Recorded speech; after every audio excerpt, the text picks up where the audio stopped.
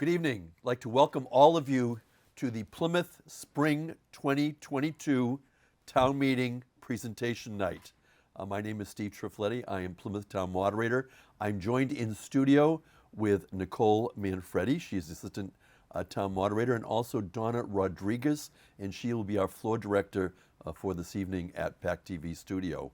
At this time, I regret to tell you the sad news that longtime town meeting member Kenneth Howe recently passed this life on March 15th. And at this time, I'd like to take a moment of silence to remember town meeting member Kenneth Howe.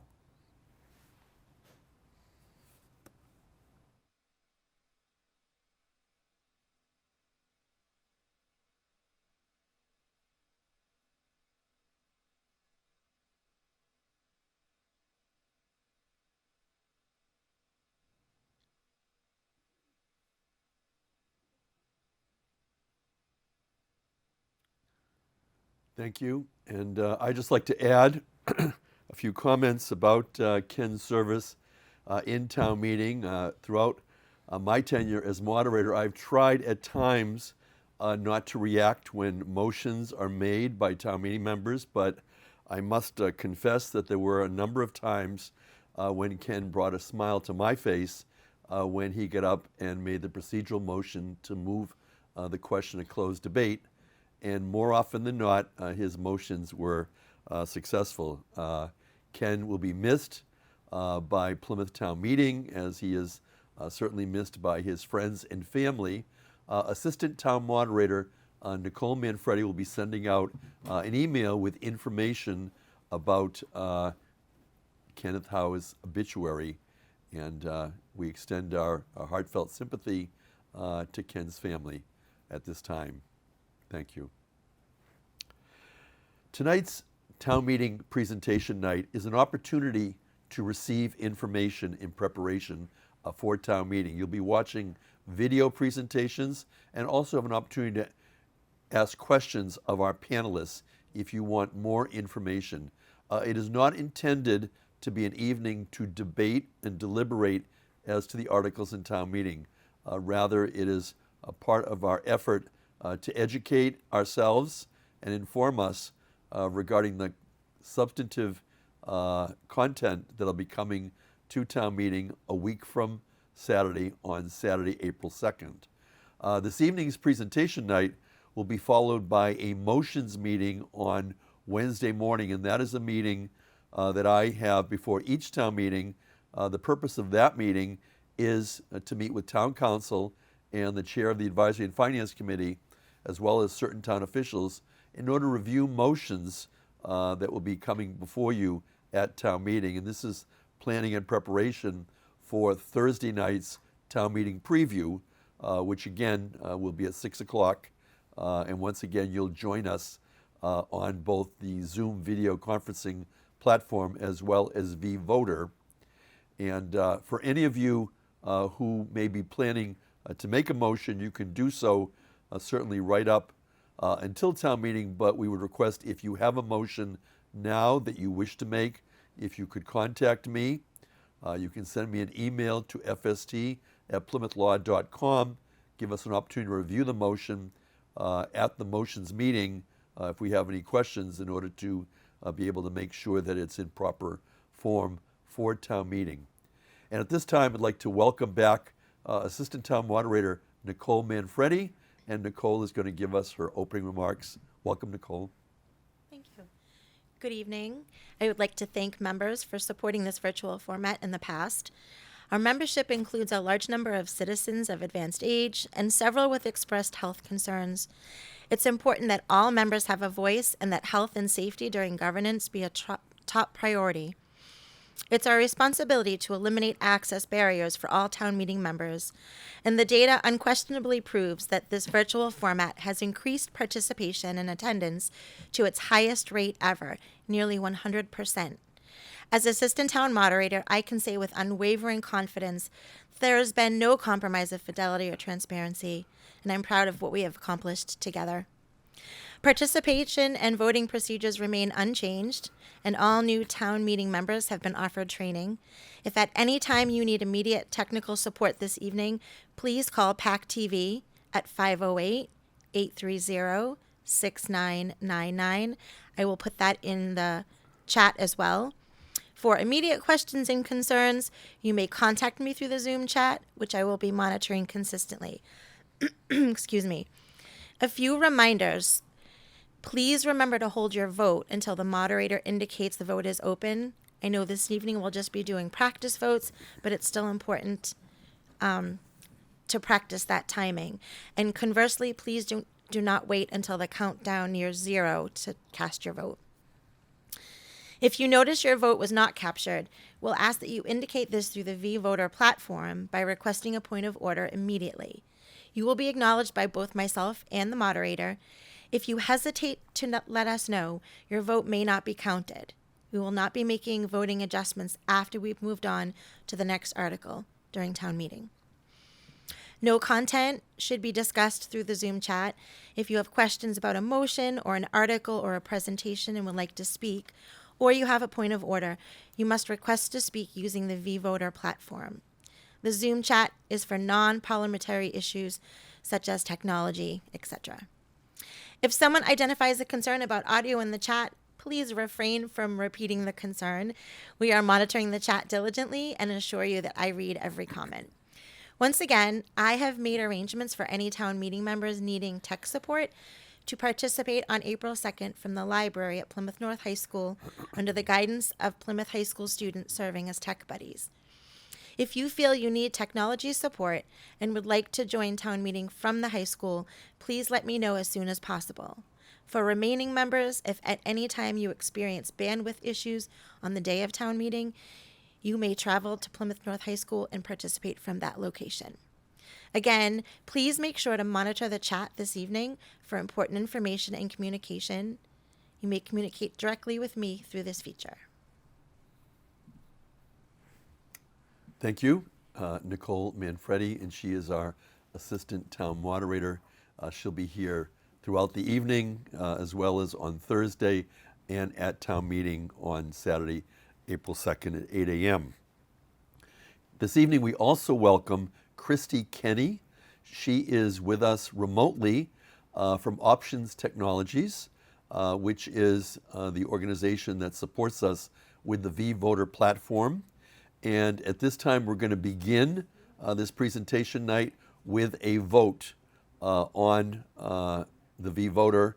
And actually, it's not a vote, it's more attendance. But you'll see as it comes up before you the manner in which we're going to hold this. As you see on your screen, it's called a roll call. And you're going to select one and press the green vote button to indicate that you're present. And this will give us an idea of how many town meeting members we have present this evening. A quorum is 90 town meeting members out of 135, and we currently have 134 with the one vacancy to be filled in Precinct 11. When you see on the screen the 30 seconds for voting, I will announce when you can begin the vote. Right now we see on the screen that you'll be able to select for the V-Voter, and when the studio is able to provide us with the timer, we'll begin to go forward with the vote on the attendance. Throughout the evening, you'll also be available to let us know if you wish to speak by letting us know on the V-Voter platform. That will allow us to know whether or not, I'm not seeing it, but they can vote now. All right, go ahead and vote. You have 30 seconds in which to vote. I'll be told when we're done. It's already done. Timer's done. So I don't think we let them know when they could start to vote. But let's see how this vote comes out. We're going to ask OTI Technologies, and I'm going to ask maybe here in the studio, I didn't see on the computer monitor the clock go up, the 30 seconds. I'll give you countdown to when we So I think we're going to try one more time. It may be that I'm not seeing that screen. Thank you. That's better. All right, let's try one more time. We're going to get rid of that, and we're going to try one more time, and we're going to do the V-Voter. We're going to look for it on the screen so that everybody can see. If we can put that up on the monitor, I see that where it says voting ends, we're going to put that at 30 for the voting. 20. We're going to do 20 for the attendance. Okay, there it is. There's voting ends 30. And we're going to see on the screen the actual roll call vote. I'm seeing myself on the screen. I'm not seeing the roll call vote, which says please select one and press the green vote button to indicate you're present. Right, we're asking people to vote now. And in the future, we'll be looking to put on the screen the actual vote. Right now, we're asking people to vote as to whether or not they're present. The time has ended, and let's see how many people we have. We're going to show that now. We have 41 present, and we're now going to scroll through the precincts. And beginning with precinct 1, you'll see the people who have indicated that they're present. Precincts 2 and 3, we're showing in precincts groupings of 3 precincts at a time. Plymouth currently has 15 precincts. After the May election, you'll have 18 precincts. Precincts 4, 5, and 6, we see the people who have indicated that they're present. We also will continue with precincts 7, 8, and 9. If we were in town meeting, we would not have a quorum. We would not be able to continue to conduct business with 41 town meeting members, but we'll have another attendance vote this evening in order to see who joins us. Precincts 10, 11, and 12 are shown on here, and we're going to continue to go through the precincts 13, 14, and 15, and these are your precincts. This is what you'll see throughout town meeting. Excuse me, we welcome a number of new town meeting members, and for those of you that are new, for the public that may be watching this evening, town meeting members have the opportunity to check to see if their vote, in this case their attendance, was registered. When we have additional votes, we'll be showing them on the screen, and in addition, we'll show the time. But the purpose this evening really is for you to receive information and presentations. And we're going to get right to that. We're going to begin with articles first in the special, because that's how we normally do our town meeting on Saturday, April 2nd, beginning with the warrant for the special town meeting. Our first presentation is Article 4B1.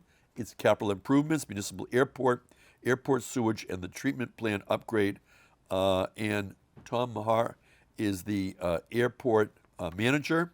And if we can roll in the video, please sit back and enjoy town meeting article, special town meeting Article 4B1.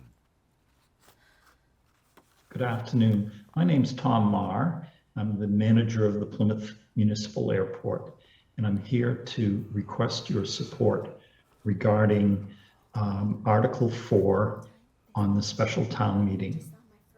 This is a picture of the existing sewage treatment plant here at the Plymouth Municipal Airport. It was constructed in 2001, and it services approximately 60 buildings that are located on the Plymouth Airport property. An aerial view of the airport property itself will indicate the scope. It's approximately 785 acres of land. But now it's okay. Highlighted is the sewage treatment plant location, which is in the center of the airport property. Outlined in red are the buildings that are currently serviced by the sewage treatment plant. And those are the buildings along South Meadow Road, both aviation and non-aviation buildings, and also the center complex of buildings, which is where Cape Cod Community College and a number of other businesses. There are approximately 60 buildings on airport property. Currently, they pay approximately $470,000 in real estate taxes and employ approximately 250 people on the airport itself. Besides servicing these particular buildings, the hope is that we may be able to utilize the treatment plant to expand the service to some of the businesses around the airport. Those are highlighted in yellow, which would help with DEP in reference to expanding the sewage treatment in and around the town of Plymouth. This is an interior shot of the existing plant. It was, again, built in 2001, I'm going to say something. and it is in need of upgrading due to the somewhat hostile environment. The scope of work for this particular project is to first to renew the DEP permit for wastewater treatment discharge, to bring the plant up to the current code. That includes both electrical, plumbing, safety, and things of that nature. One of the main components is to add emergency electrical power to the building. Currently, there is no emergency power, so every time we have a power loss, that the plant stops operating, and we have violation challenges as far as our DEP permit is concerned. Another aspect is to replace the HVAC system. The environment within the plant, due to all the sulfur dioxide, is relatively hostile, and the 20-year-old equipment has corrosion problems. This particular project would replace the HVAC system with a state-of-the-art stainless steel type system that would be able to withstand the environment much, much better, and would extend the life of the plant for 30 some odd years. It also would revise and change out the electrical system so as to meet the current code. Further, we would be bringing in natural gas to the site so as to not only power the emergency generator, but also to provide the heat for the building during the winter hours. The plant itself is what's called a sequence batch reactor, an SBR, and the controls systems that run that particular SBR are now very outdated, and also does not have the ability to be monitored or controlled remotely. And so that brings up challenges when there's changes within the flow that are unanticipated. And the modernized SBR control system would indicate to the operator that there has been this change, and they would be able to actually modify the sequence of the batch reactor so as to meet the changing requirements of the program. The project is estimated at $2 million.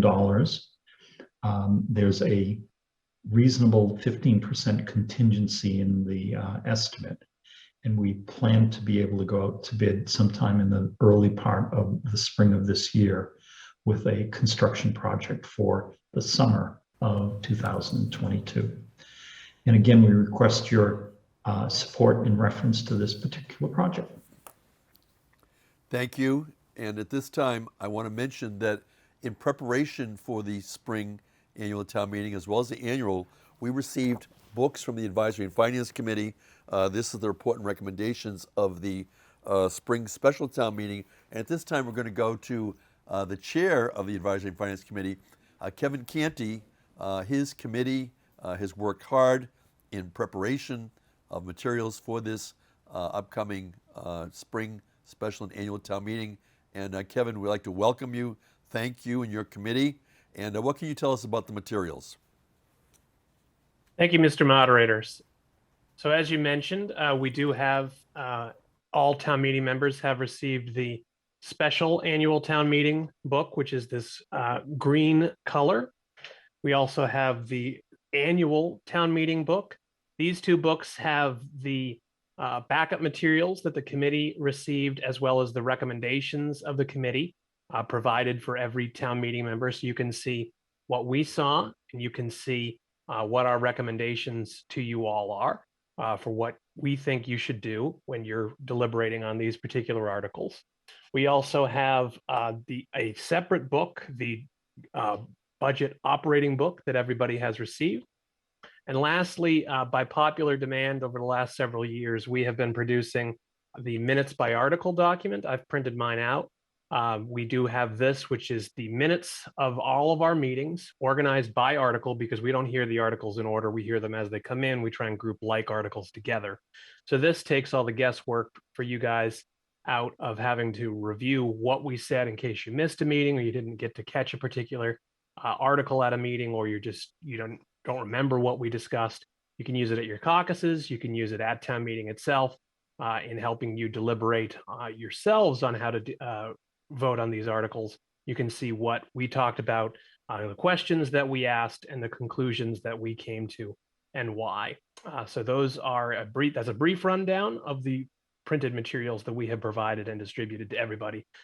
Everyone should have received everything except the minutes by article in the mail. The minutes by article is only on the website, but you can download that. And there's also a supplement for 2 articles that came in after the print deadline for the book in supplement 1 that everyone has received. That's for 2 special town meeting articles related to a couple of bargaining units that came in after the print deadline for those. But everybody has received that, or should have by now. You will have that, certainly have that by town meeting if there has been a delay in your particular mail delivery with everything else that's going on in the world. Okay. Thank you, Mr. Moderator. Thank you, Kevin Canty. He's the chair of your Advisory and Finance Committee.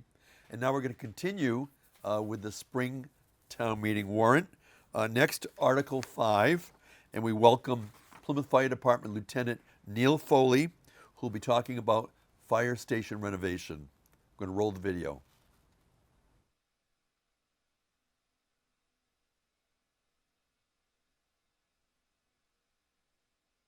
Hello, my name is Neil Foley, Deputy Fire Chief of the Plymouth Fire Department. I'm here to discuss with you today special town meeting Article 5, the substantial rehabilitation project of the Pavement Fire Station. I have a brief slideshow that I'd like to present.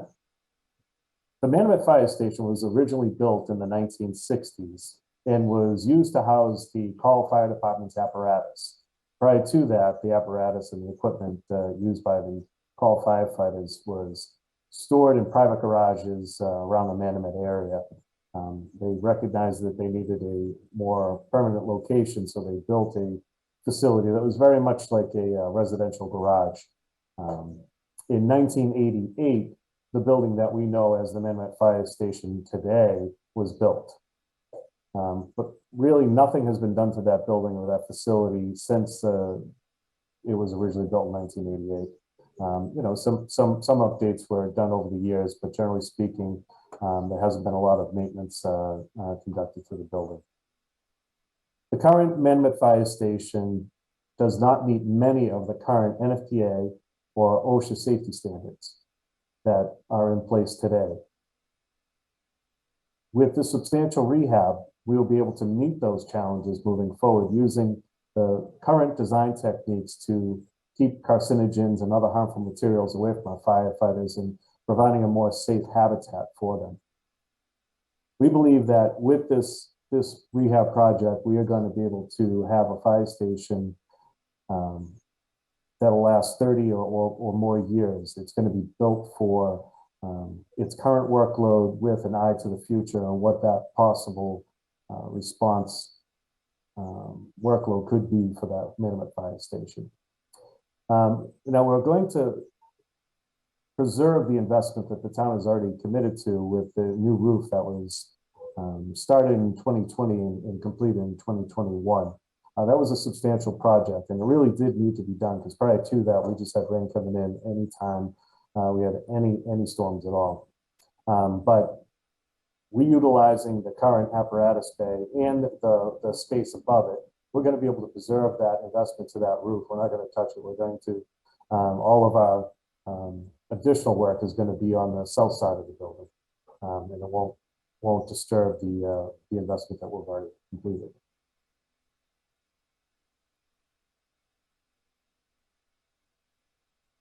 We did the response study a couple of years ago, and it was actually completed about a year ago, knowing that we were conducting all these projects around town. So we had a considerable process that looked at each individual station to decide if it was in its correct location.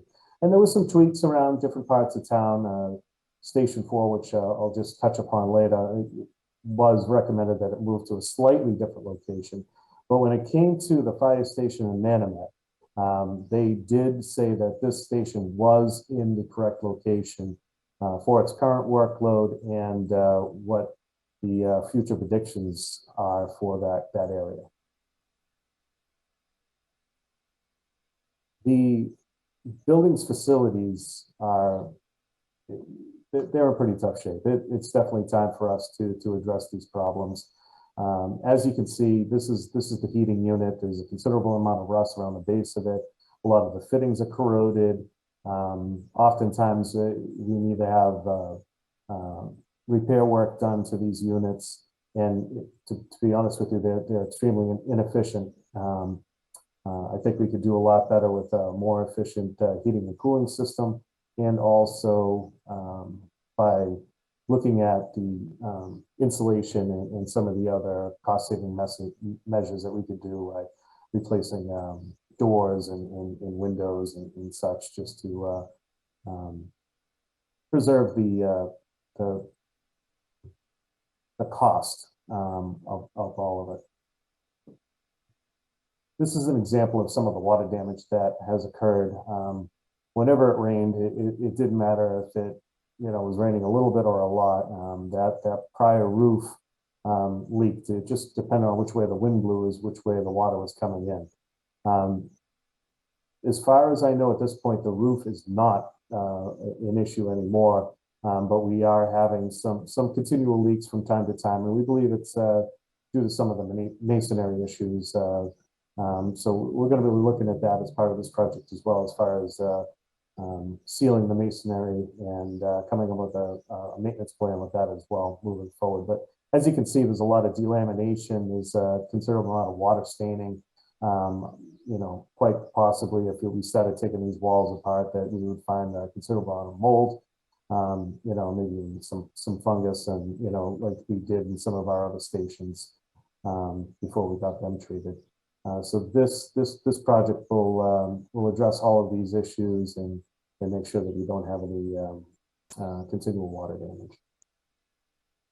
The second floor over the apparatus bay uses a type of construction that is really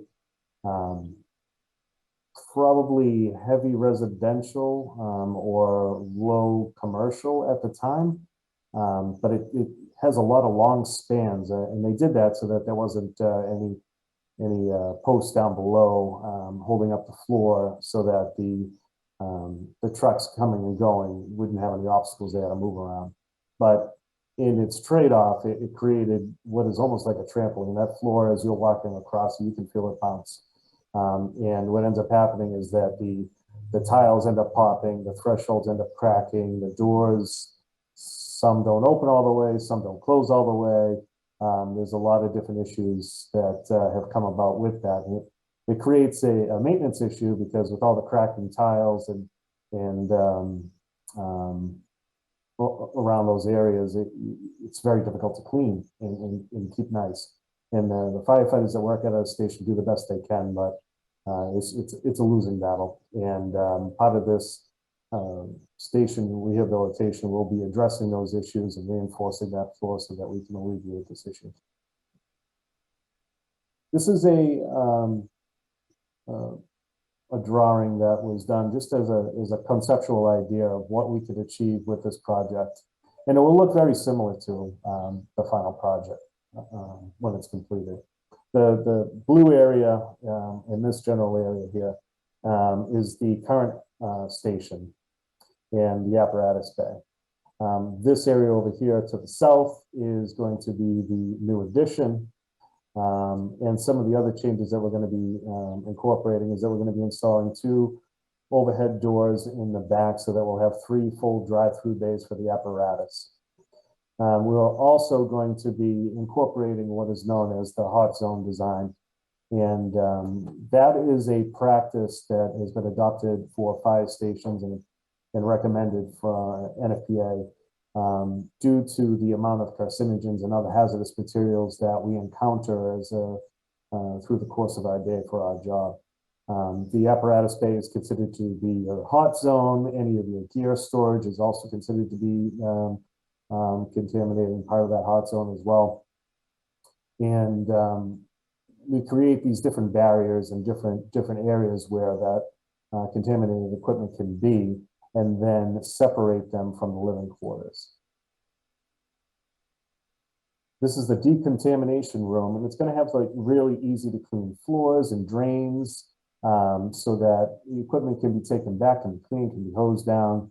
The firefighters can take off their gear. It can go into the gear extractors that removes all those carcinogens from our firefighting gear.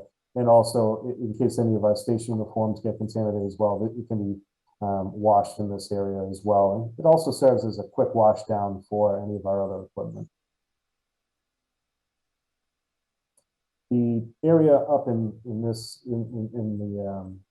the back is what we see as being the gym area. Currently, the firefighters have a small area on the apparatus floor that is less than ideal for working out. You figure that's in the hot zone. They're working hard out there, trying to stay physically fit. It's just not a good environment to be in. It's really not safe to continue that practice if we have space available to provide them so they can continue to work out. This is a picture of the second floor, and what you'll note here is separate living quarters and bathrooms. During the pandemic, we really came to realize that this was an important feature. Station 7, our newest station that we recently did, does incorporate, this is a very similar design to the Station 7.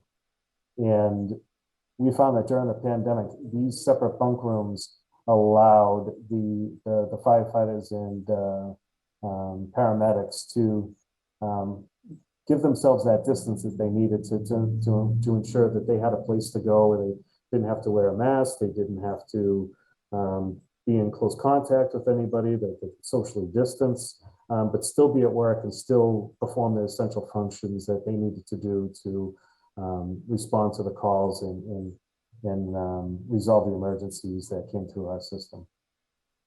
You'll also notice that, you know, with the separate bathrooms and bunk rooms, it conforms to today's social standards. Right now, the current setup is a large bunk room area with several beds in the same area. There's really no privacy to separate our male and female firefighters and paramedics from each other. And then the bathroom facilities aren't really ideal for that as well. So moving forward, this is definitely the way to design our fire stations so that we can stay within the norms of society. So the capital request itself, the project in total is $10.6 million. This includes the escalation to bidding and a 10% project contingency.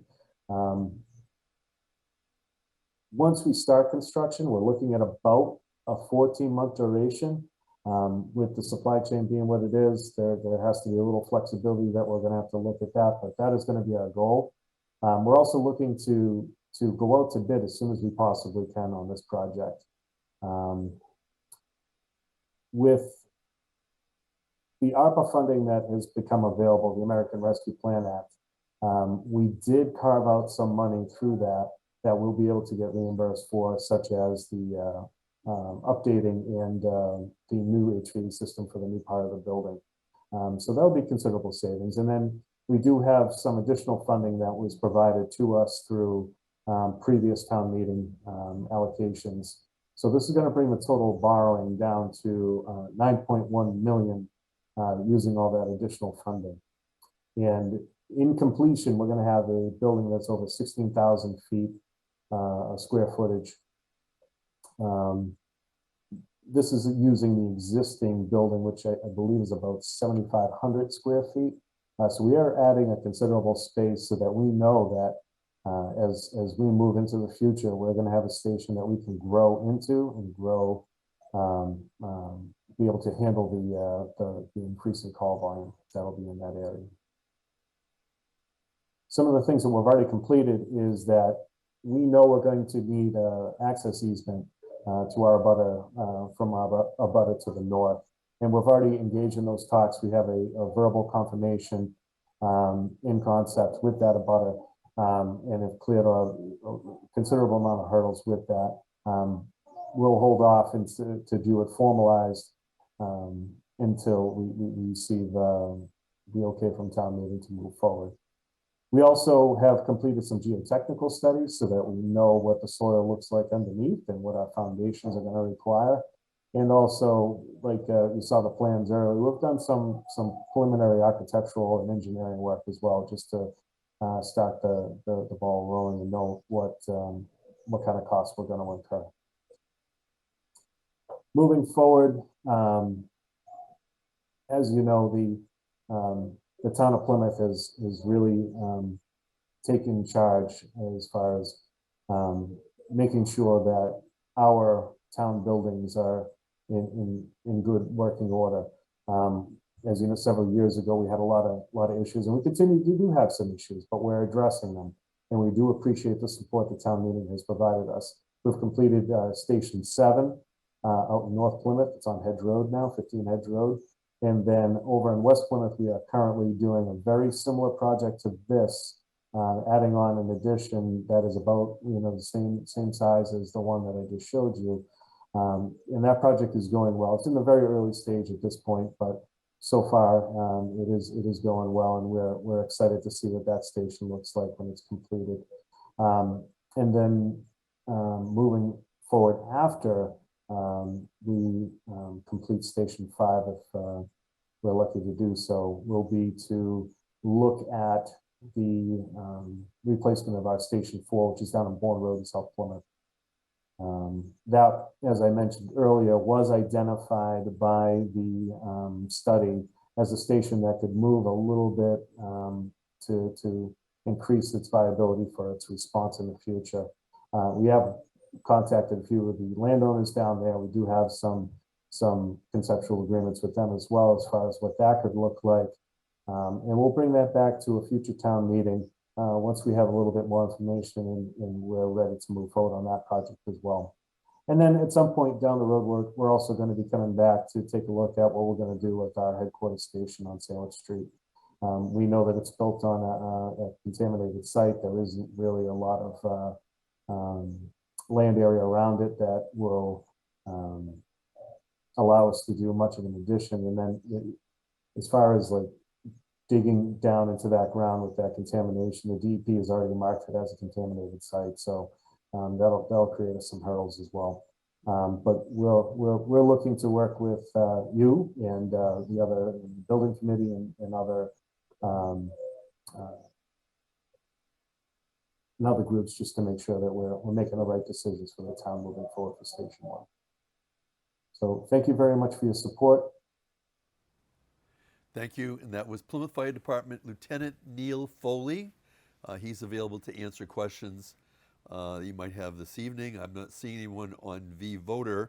Again, for those of you who are watching this town meeting presentation coming to you live on Monday, March 21st. We began at 6 p.m.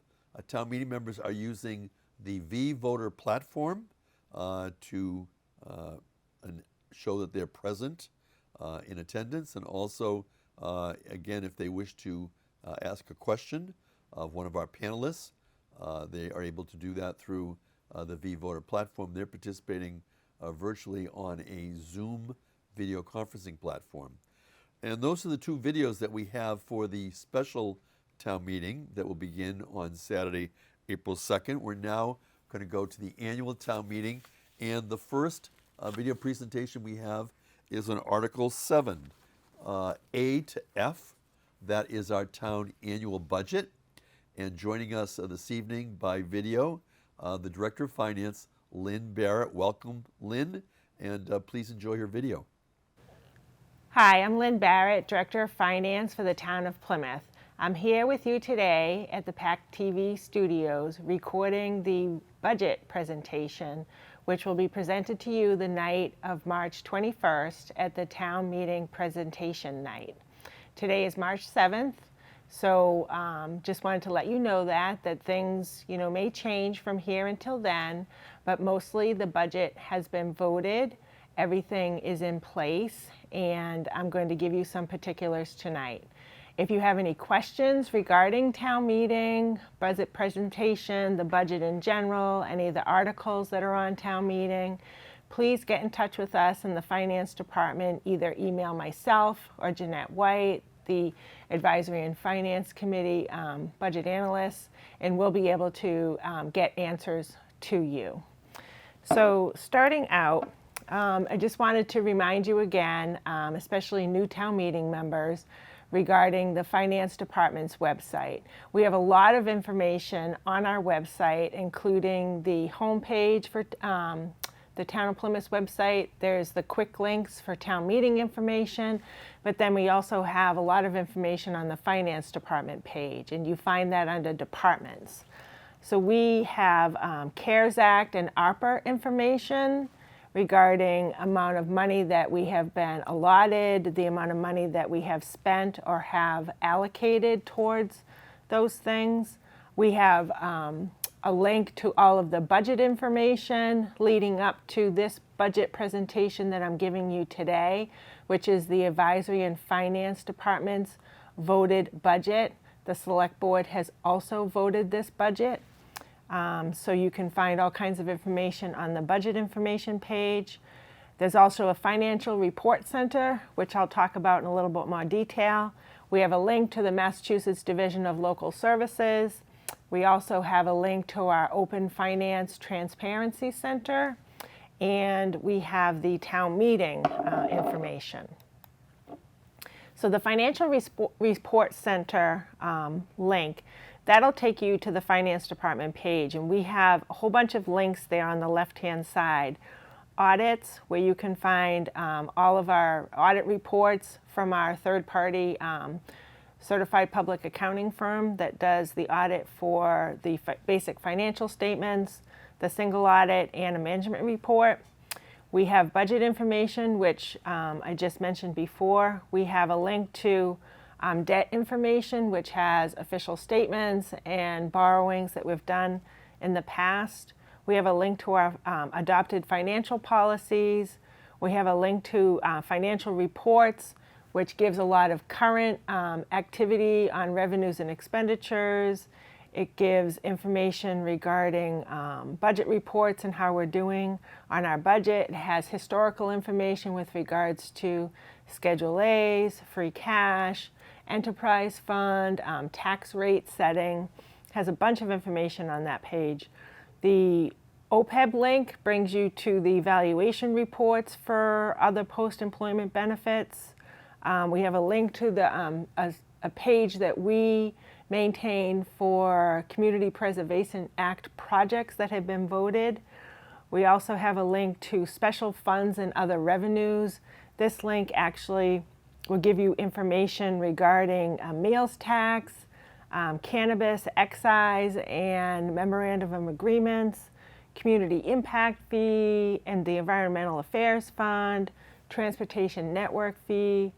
We have a link to stabilization funds, which has information on all the reserves that we've set aside, and then glossary of terms. So some important dates to remember for town meeting. As I said earlier, today is March 7th. Town meeting is scheduled for Saturday, April 2nd. It's scheduled to be virtual.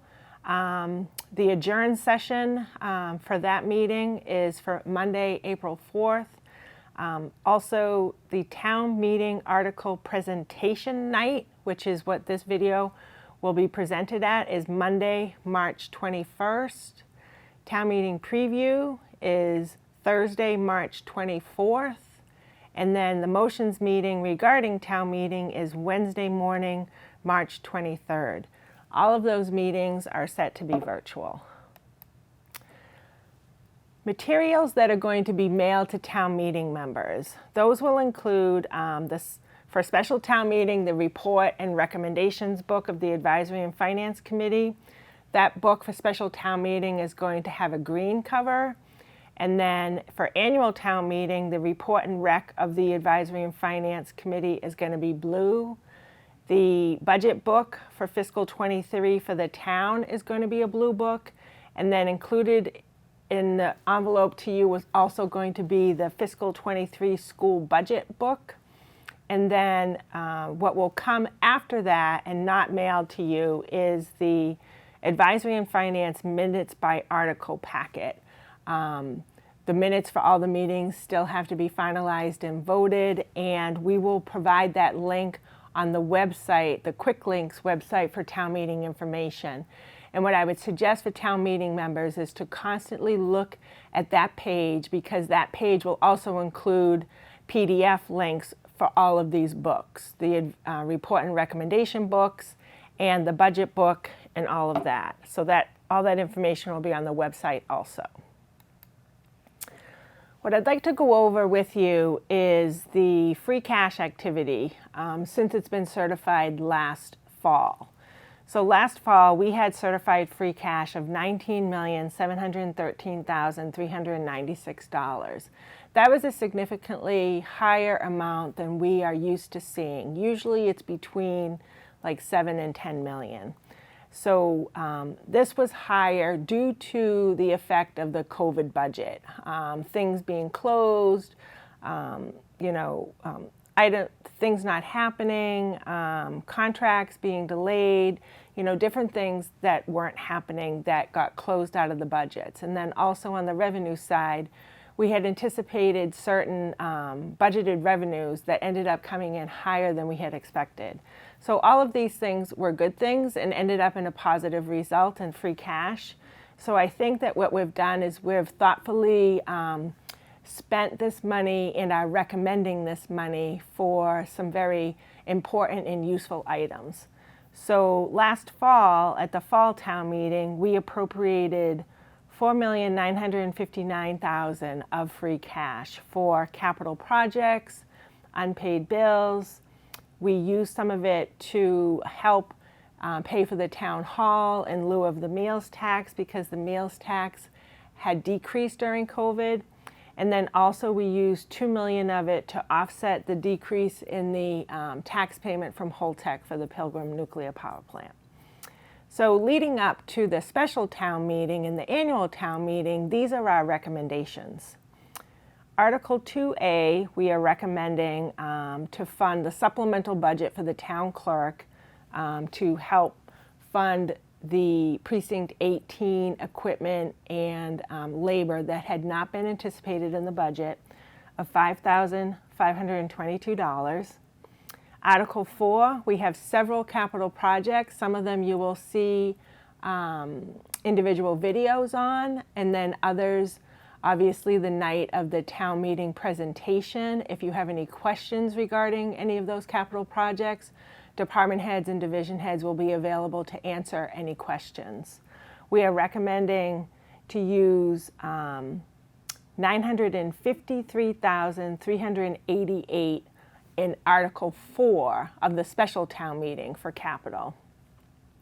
Article 12 of the special, we're recommending to transfer $1,826,612 from free cash into the Pavement Management Stabilization Fund. And then we're recommending to transfer $2,500,000 into the Facility Capital Maintenance Fund. In your books for town meeting, for these articles, you will see more information regarding these transfers and the balances of those funds. For the annual town meeting, we are recommending under the budget article 7A, which is the general fund operating budget, we are recommending to transfer $136,403 from free cash for the final payment to the former town manager. We are recommending $1,500,000 out of free cash for salary reserve, which is going to help fund all of the settled contracts that we have before you under Article 1 of the special town meeting. So all of those contracts are 3-year contracts. Fiscal 22, which is the current year that we're in right now, is the first year of that contract. Fiscal 23 is the second year of that contract, and that's the budget that you'll be voting on under Article 7A. And that $1,500,000 will help fund those settled contracts. The next item is a recommendation to transfer $500,000 from free cash to help fund the OPEB trust line item in the budget. We have done that every year for the last few years. We fund about 1% of covered payroll to be transferred into the OPEB trust, and that amount is offset and helped funded by the free cash at $500,000. We're also recommending, as last year, fiscal 22, we used $2 million of free cash to help offset the Holtec payment. We're actually recommending now to reduce that down to $1 million to help offset the Holtec payment. And then Article 9, which is all of the capital projects for the annual town meeting, we're recommending to use $3,989,390. So again, there's a long list of projects. Some of them will have specific video presentations, but if you have any questions regarding any of those projects, please reach out to myself or reach out to the department or division head who is responsible for those projects, or the night of town meeting presentation. We would be happy to answer any of those questions. So of the $19.7 million that was voted in free cash last fall, and from all of the uses and recommendations that we're asking for, that leaves a balance in free cash of approximately $2.3 million. So the budget presentation, Article 7, which includes 7A through F, is the general fund operating budget, airport, sewer, water, solid waste, and cable. So these budgets are a total increase over the previous year, $14,240,550, which is approximately a little over 5% increase over the previous year. So each budget has, obviously, as I said earlier, all of the contracts have been settled except for there are 2 that remain, and hopefully those will be ratified and done prior to town meeting, but we have set aside some money for those in this budget. So this budget includes all of the money associated with those contracts and anything else that needs to be set aside. So the budget makeup of all of these funds is approximately 50% of the budget is salaries, 25% is fringe benefits. So a majority of this budget is salary and benefits for our employees and benefits for our retirees. So that's 75% of the budget, makes up a huge amount of this budget. Debt service for all funds is approximately 8% of the budget. Fuel and utilities is approximately 1%, and other expenses is about 16%. So the budget highlights. So I just wanted to mention a few things that are included in this budget, and again, if you have any questions, please let us know. New initiatives from departments include the Cal Cafe program at the Center for Active Living. It includes a new librarian to help assist with the hours of operation at the library. This budget also includes a new initiative that the Select Board voted as a climate resiliency position. This budget includes a reorganization plan of the Inspectional Services Department, and it also includes the beginning of funding for the Emergency Management Operations Center. Normally, that center is paid for a grant through the Pilgrim Nuclear Power Plant negotiated with Holtec right now, but we foresee that would be starting to end. So we're going to start beginning to fund that operation out of the general fund operating budget. This budget also includes clerical and fire department is restored, and fully funding of the firefighters that had been added in previous years from the SAFER grant. So that grant has been completely exhausted as of this past February, so we're funding those positions now 100% in the budget. This budget also includes an estimated budget for the Charter Commission to assist them in their deliberations and their final reporting for next year. This budget also includes movement of several line items out of different departmental budgets to the Information Technology Services Department for contracts and supplies that they would actually have oversight and implementation for. It's a really new department that was established by town meeting over the last couple of years, and now we're moving all of the IT expense-related items from different departments into that department for oversight and implementation.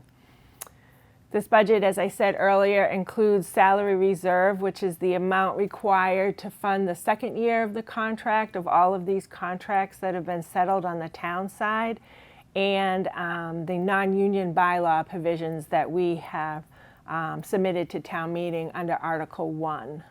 There was a lot of work done with all of the collective bargaining units to try to get them to town meeting to ratify these contracts. I think the town worked very hard and cooperatively with the union groups, and we came to some really good agreements with them to bring them to comparable salaries with other communities. We were asked to really look at the compensation study that was done back in 2017 and try to negotiate contracts with all of the groups that was going to help with recruitment, retention, and being very competitive in this market. And I think we were able to accomplish that, and the funding for that is in this budget. The revaluation for 2023 is in this year. We're on a 5-year cycle with the Department of Revenue to completely reval the town. So that is included in this budget, and also money set aside for the appraisal of the Pilgrim nuclear site. We also, this particular budget includes a 3-election year for the town clerk, and funding of all of the new precincts are in that budget. Revenues to support this budget. So this is really at this time right now, as you know, as we end up the fiscal year, we again look at our local receipts to see how we did. The number that we're including in here is the governor's state aid figure that came out in January.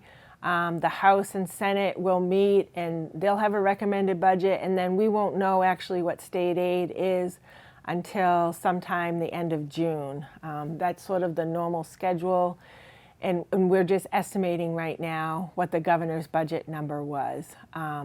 Unfortunately, state aid has really stayed very level and has only creeped up very little every year.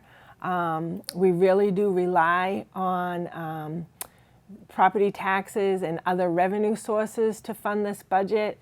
So that's why you'll see some of the recommendations that we're making in this budget. With regards to the property taxes, we're estimating the increase to be about 5.9%, which includes the 2.5% levy limit increase of $4.9 million, includes a new growth estimate of $3 million, includes use of excess levy of 3.6, leaving a balance of about 6.6 million, and then the debt exclusion of approximately 7 million. And we're seeing that continually to reduce every year as we pay off the debt for those 3 buildings, the 2 high schools and the senior center. As I said, state aid is budgeted at the governor's budget number, which is an increase of about 4.37%. Local receipts, we're estimating an increase at this time of about 7.8% over the budget from last year.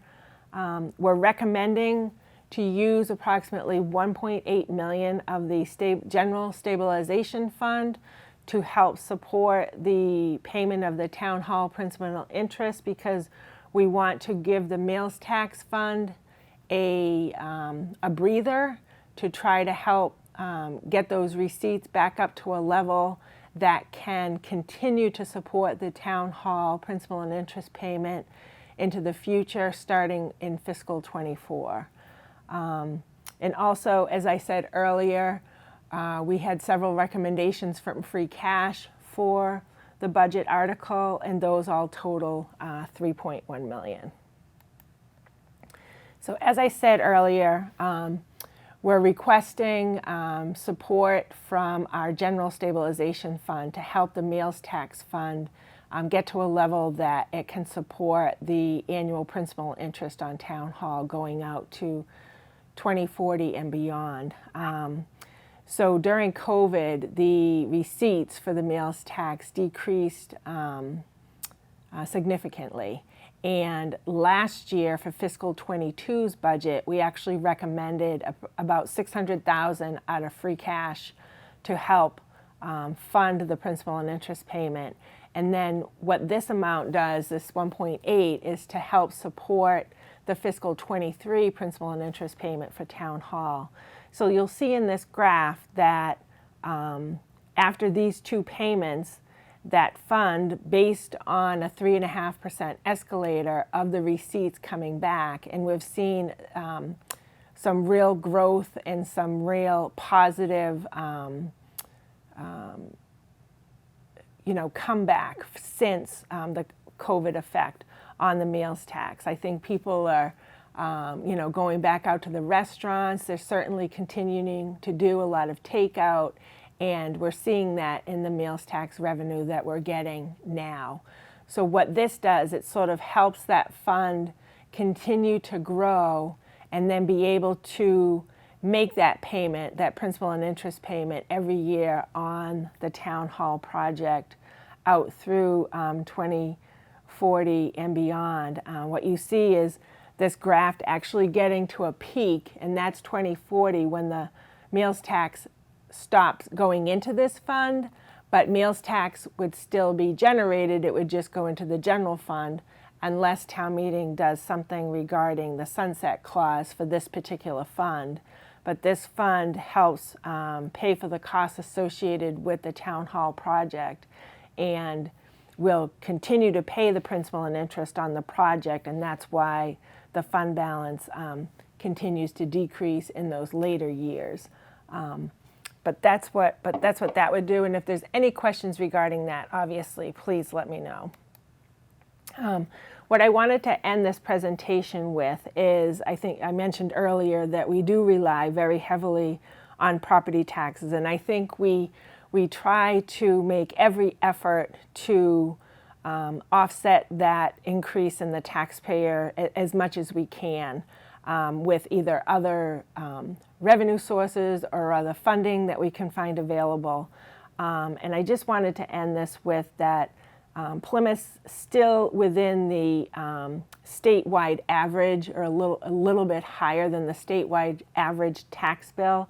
So what this graph shows you is the cities and towns in Massachusetts that have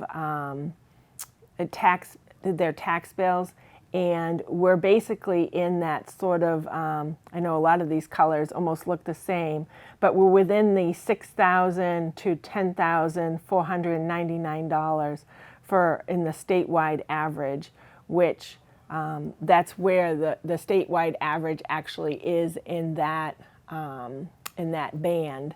So Plymouth is right in there, along with many other cities and towns. There are some, obviously, that are less than us, but they're basically out in Western Mass or South Coast or on the Cape. And then as you get closer to the city, obviously, it gets higher. So that's where I wanted to end this presentation, is to just let you know that, we're continually to work on finding other revenue sources, or trying to help out taxpayers as much as we can, but that we are still within the basically statewide average on our tax bill. I'll end it there. I want to thank you for your time, and obviously if you have any questions, please reach out to us. My phone number is on this presentation.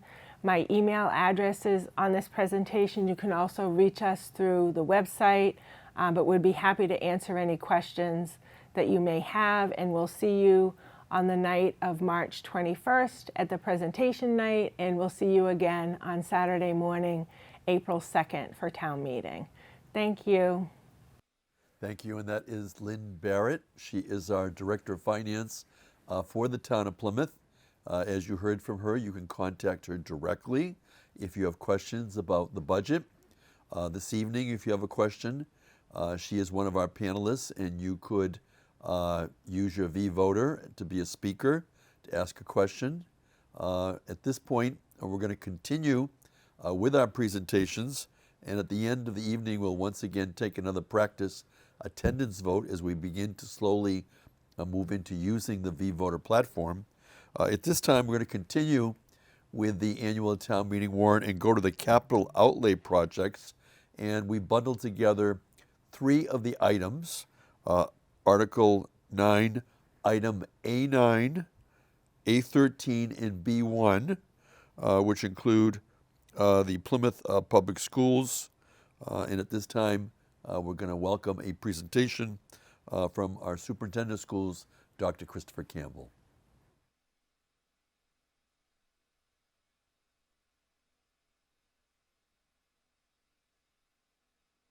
The Plymouth Public Schools is requesting funding for 6 projects. The HVAC replacement at South Elementary will replace the outdated rooftop units. The units are outdated and it is becoming impossible to find replacement parts. Repairs are requiring modification to parts and to the unit. The project cost is estimated at $4.1 million. The Plymouth Public Schools completed a school-wide assessment in the summer of 2021 revealing roofing needs. This request is to fund complete roofing assessments with hazmat and ADA compliance reviews at 4 elementary schools: Cold Spring, Hedge, Manamet, and South Elementary. The cost for the 4 assessments is estimated to be $185,500. The same assessment revealed siding needs. This request is to perform siding assessments at Federal Furnace and South Elementary. Together with the roofing assessments, these 2 projects will give the district the ability to prioritize, plan, and budget important building envelope repairs. The cost for these 2 assessments is $66,000. The entryway at West Elementary is brick, and as the seasons change, the bricks warp and move in waves, causing tripping hazards and making it difficult for wheelchairs and dangerous for others in need of ambulatory assistance. The project will replace the brick with concrete and is estimated to cost $40,280. This project is for the 3rd and final phase of window replacement at Federal Furnace Elementary School. Phase 2 was successfully completed last summer. This phase is estimated to cost $158,190. Our final request is to replace all the windows at Indian Brook Elementary School. This is a continuation of the replacement of windows at this vintage elementary school. A vast majority of the windows are original to the school build. The estimated cost to replace all the windows is $507,266. Here you will see all projects requested that have an estimated total cost of just over $5 million. The district has allocated $3.6 million in ESSER funding to help offset the cost on some of these projects, leaving the funding request to the town at $1,457,236. It is important to note that ESSER funds do have an expiration date, so getting these projects moving forward as soon as possible is a top priority for the school department.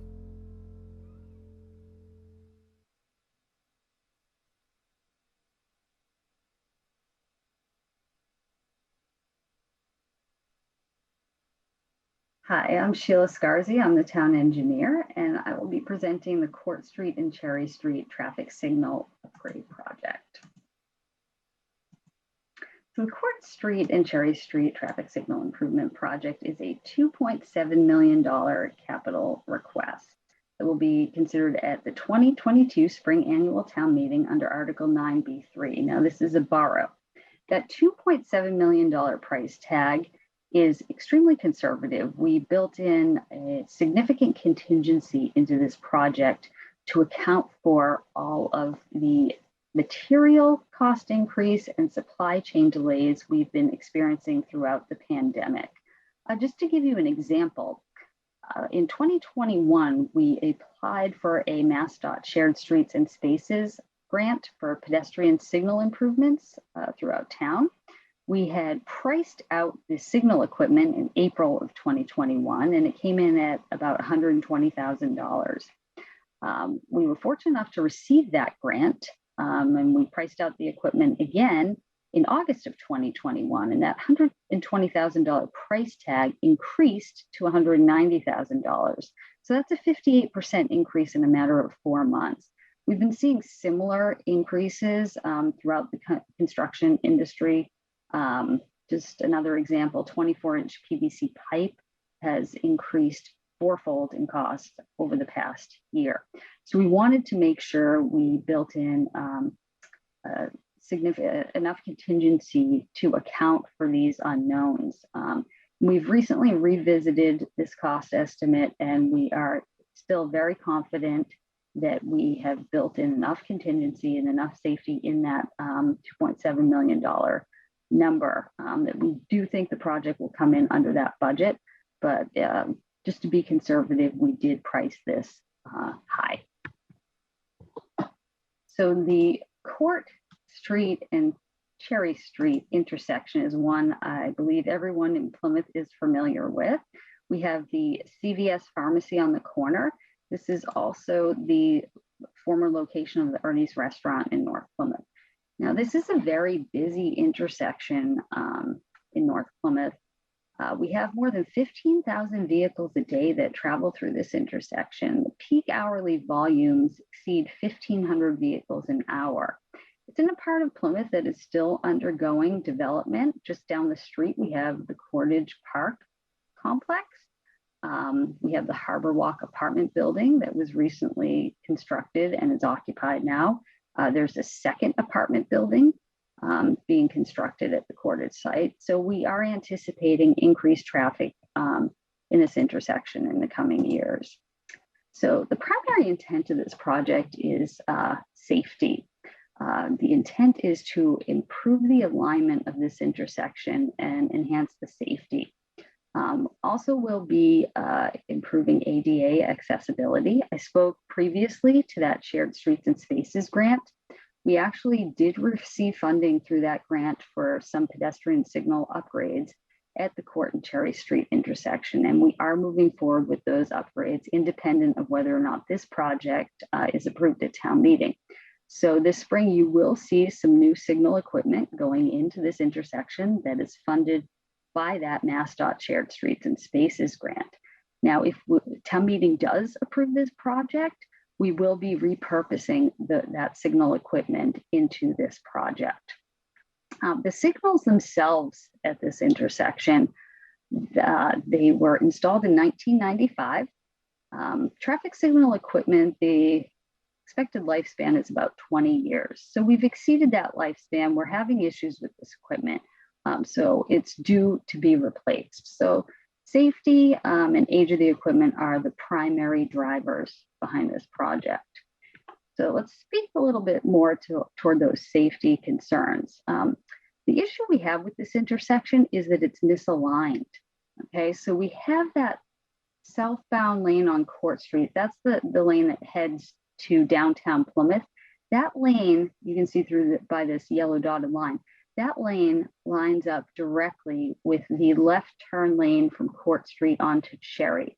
And when you design intersections, you want to avoid this type of alignment. You don't want to see a through lane line up with a turn lane. That creates a safety hazard. In fact, over 50% of the accidents in this intersection are attributed to that left turn from Court onto Cherry. attributed to that conflict between that left and the southbound lane on Court Street. We've also had 2 fatal accidents in this intersection in the past 10 years. We've had 31 accidents between the time frame of January 2018 and April 2021. And that does account for the time during the pandemic shutdown where there wasn't a lot of traffic on the road.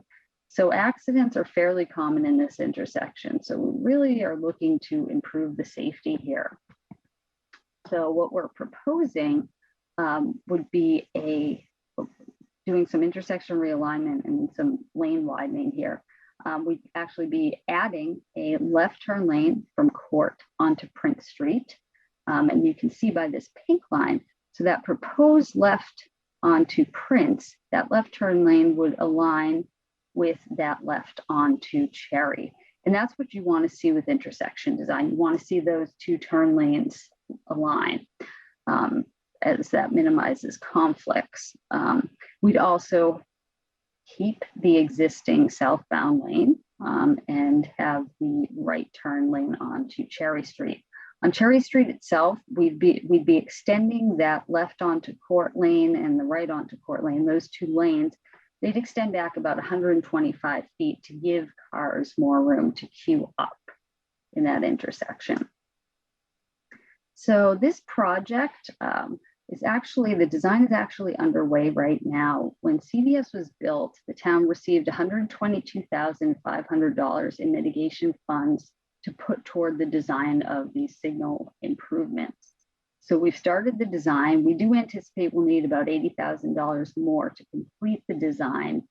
And that's factored into that $2.7 million price tag. So we were fortunate to receive those mitigation funds. We also received easements from CVS that allow us to add that added lane, that left turn lane onto Prince. So we'll be working within the existing roadway layout and within those easements to accomplish this project. So we anticipate about 6 months after town meeting to complete the design. The design's actually going very well right now, so we may be completing the design sooner than that. And then we factored in about 18 months for construction of this project. Now we have to be mindful of the Hedge School that is just down the street from this intersection. That's located at the intersection of Cherry and Standish. That's a walking school. So during the school, beginning of the school day, the end of the school day, you have children walking through this intersection. So we're going to try to work this project around school as much as possible, try to focus in the summer, but we do anticipate this could spill into the school year. So we've got to time the project to minimize conflicts with the school operations. So if you have, that about sums up the project. If you have any questions about the project, you can reach out to our transportation engineer, James Downey. He's very helpful. You could also reach out to me directly. Our contact information is on the engineering webpage. We'd be happy to answer any questions you have and walk you through the project. We can also show you the plans that we have so far. Once again, thank you for your time, and I hope you support this project at town meeting. Thank you, Sheila Scarzy. She is the Plymouth Town Engineer, and that was also under capital improvements under Article 9B2. And at this time, we're going to continue with our town meeting presentation live on March 21st. And once again, we welcome back Sheila Scarzy, the Town Engineer. She's going to talk about Article 10 of Plymouth's annual town meeting.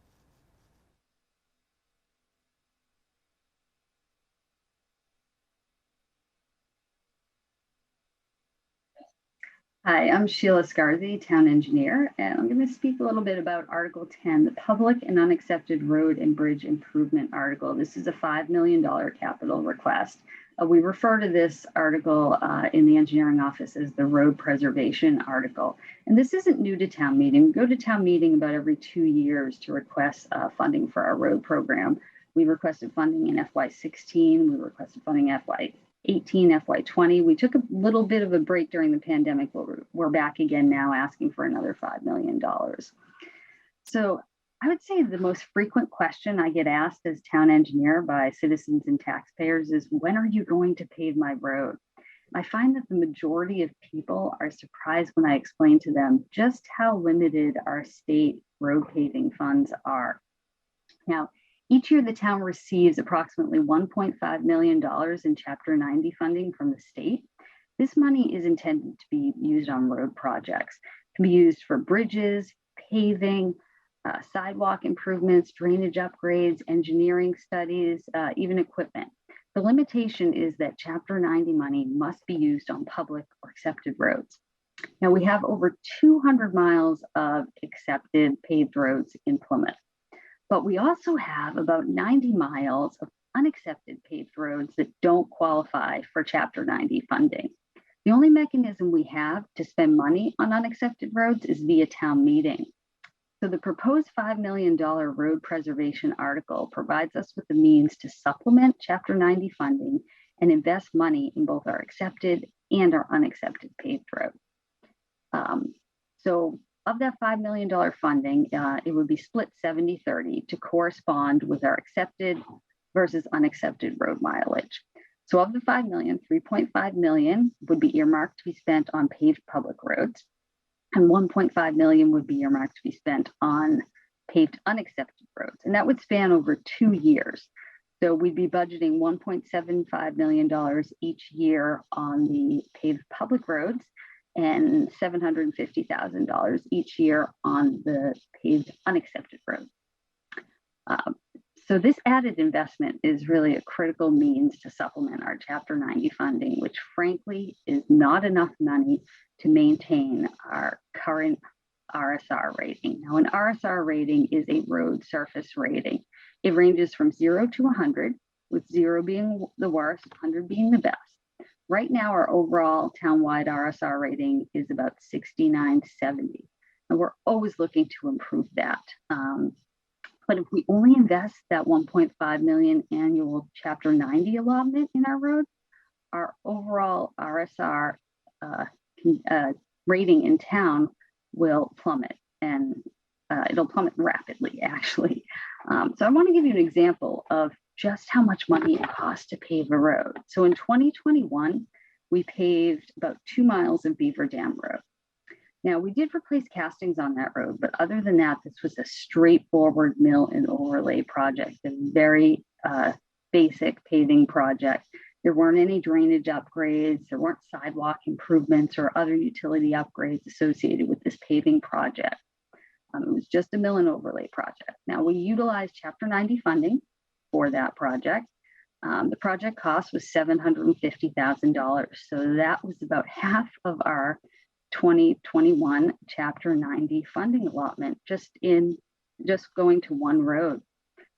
So that's just an illustration of how much money it costs to pave a road and how limited our Chapter 90 funds are, and why we strongly recommend that town meeting support this additional $5 million investment into our road network. Now, if anyone wants to learn more about our paving program, I encourage you to visit the engineering website. The upper left corner, you'll see a tab called Pavement Management Program. That'll bring you to our pavement management program, which gives you a breakdown of the RSR rating of each road and the estimated dollar figure, the cost estimate to upgrade each of those roads. And it's very sobering when you go through that document. In fact, under Article 9 of this Springtown meeting, you'll notice one of the requests we have is the pavement management program.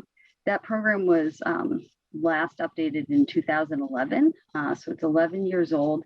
It's time that we revisit that program. So I also encourage you to support that funding request as well. Now, if anyone has any questions about our paving program, our road improvement program, I encourage you to reach out to myself or any of the other engineers in the Plymouth Engineering Office. We'd be happy to talk to you. You can call us, you can visit, check out our website. And thank you for your time and consideration. And I strongly urge you to support this funding request. Thank you. Thank you. That was again Sheila Scarzy. She's the town manager for the town of Plymouth, speaking on Article 10. And at this time, we're going to move to the Article 16 presentations from Bill Cohen. He's not only a town meeting member, he is the chair of the Community Preservation Committee, and he has a number of presentations with respect to the various matters under Article 16.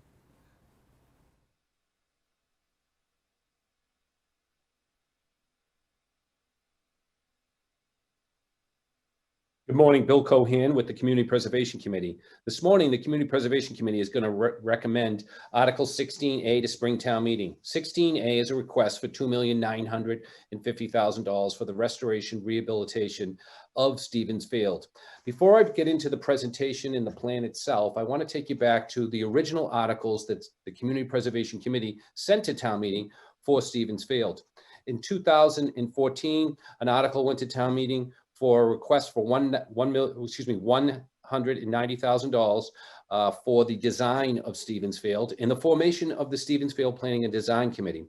That committee began its work. A year later, they went back to town meeting with a plan that they had put together after meeting with neighbors, community interested parties. They had a series of public meetings, working with staff and different groups. They came up with a plan. They went to town meeting. There was an article requesting $2 million for the build out of that plan. Town meeting did approve those two articles. And as we moved into the year 2016 and 17, we ran into some permitting issues that we're seeing that we're going to drive up the cost of the park. And at that time, we did experience flooding. We did see recent maps that were coming in from NOAA explaining to the town that we could expect sea level rises as in this location. So in anticipating that, the Stevens Field Planning and Design Committee in 2019 began to revisit the plan and modify the plan to control cost and to deal with this issue that was growing along our waterfront. And in 2019 and 20, during the pandemic, there was a series of meetings and discussions with staff in our engineering department, which led us to engaging Beals and Thomas Engineering and coming up with the final modified plan. And that's what we're going to look at this morning, is the final modified plan. Before you now is the modified plan that the Stevens Field Planning and Design Committee worked with staff, worked with interested parties, neighbors and butters, and came up with a modified plan from their original plan. As you can see in this plan, a lot of the focus has been moving infrastructure away from the ocean. The baseball field and the basketball court will stay in their current locations. There'll be improvements to those sites, but we're going to be using that grassy area in the off season if we do get a storm surge as an absorption area. The water can roll over the field and roll back out, and that will serve a purpose. But in the summertime, we'll be able to play ball and tennis, and basketball. As we move on to this side of the field, where there was once a large parking area that it wasn't impervious, but it was packed soil. It wasn't very functional in terms of absorbing tidal surges. We would introduce it to be a grassy lawn to act and complement the ball field in terms of surges in the area. But we still want to be able to utilize this area in the summer months with an open space area for impromptu events and activities for people to come and enjoy the open space of Stevens Field, increasing the lawn capability, the grassy area of the park. This is the thought process around moving the parking back away from the water and introducing this lawn. We would still maintain a way for people to get their boats to the water in a boat area of launch. There is a material that we're putting down, a mesh material where grass can go through it, but it supports the weight of a vehicle. We'll be providing trailer parking in the back parking lots after you drop your boat. The current bathroom concession stand would stay where it is. It's built in 1978. It is elevated to a degree that isn't experiencing any flooding at this point. We're not going to be rebuilding it. We're going to be utilizing the site as is, but making some improvements to the building and adding a shade area so that people on this side of the building can sit out and look at the ocean. So there's an area where you can sit out, look at the ocean, and have some shade. You'll see here that the original location of the playground will be moved to this upper higher elevation area where the tennis courts were. This area would be a playground area. Not only would it be ADA compliant as it's required to be, but we are adding components to the park that allows different people with different mobility issues to utilize the park. Swings that accommodate wheelchairs and things of that nature. So the park will be accommodating different people with different mobility issues and all playing in one location. And the playground area that had been at this location would be another lawn where there'd be picnic tables and chairs where people can go out and enjoy the views of the ocean in the open space of the park. The pond would be improved. There'd be a path built around the area so that people can exercise and walk around the park. And again, the parking, as you can see, has been moved back away from the ocean, but we still wanted to have parking that was close enough for you to get your boat into the water or drop someone off to play in the playground area or to watch a game or look out at the ocean. So there is accommodation of parking that's pointed towards the ocean. So for people who want to look at the ocean can see it from that vantage point. But the main parking area has been moved back. Also, in this vicinity, we saw quite a bit of talk about pickleball. The Stevensfield Planning and Design Committee did hear the concerns of the residents and add 4 pickleball courts. We are maintaining the number of tennis courts at 4 and moving those back also. There is a 1917 building there that once was a bathroom, but had been recently used as storage. We're going to repurpose it as a storage facility where we're going to put it down on a cement pad, and it will be able to store equipment at the park.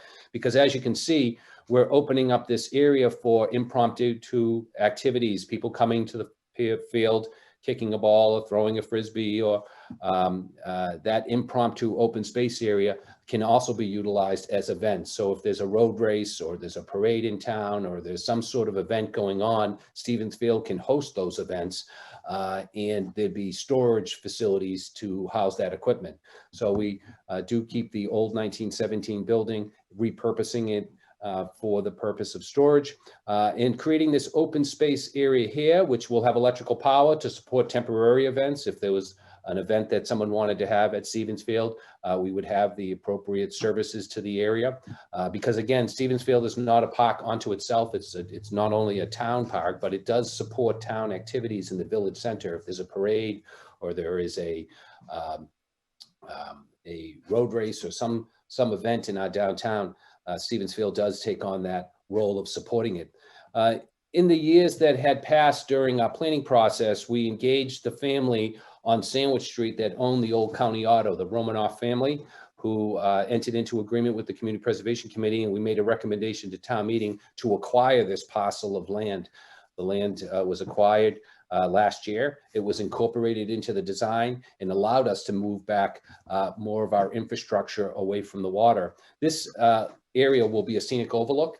The family that did sell the land to the town sold it at a bargain sale, and they asked for naming rights, and they have requested that the area be known as the Chet Downey Scenic Overlook. If anyone grew up in Plymouth between 1955 and 2005, they would know Chet Downey.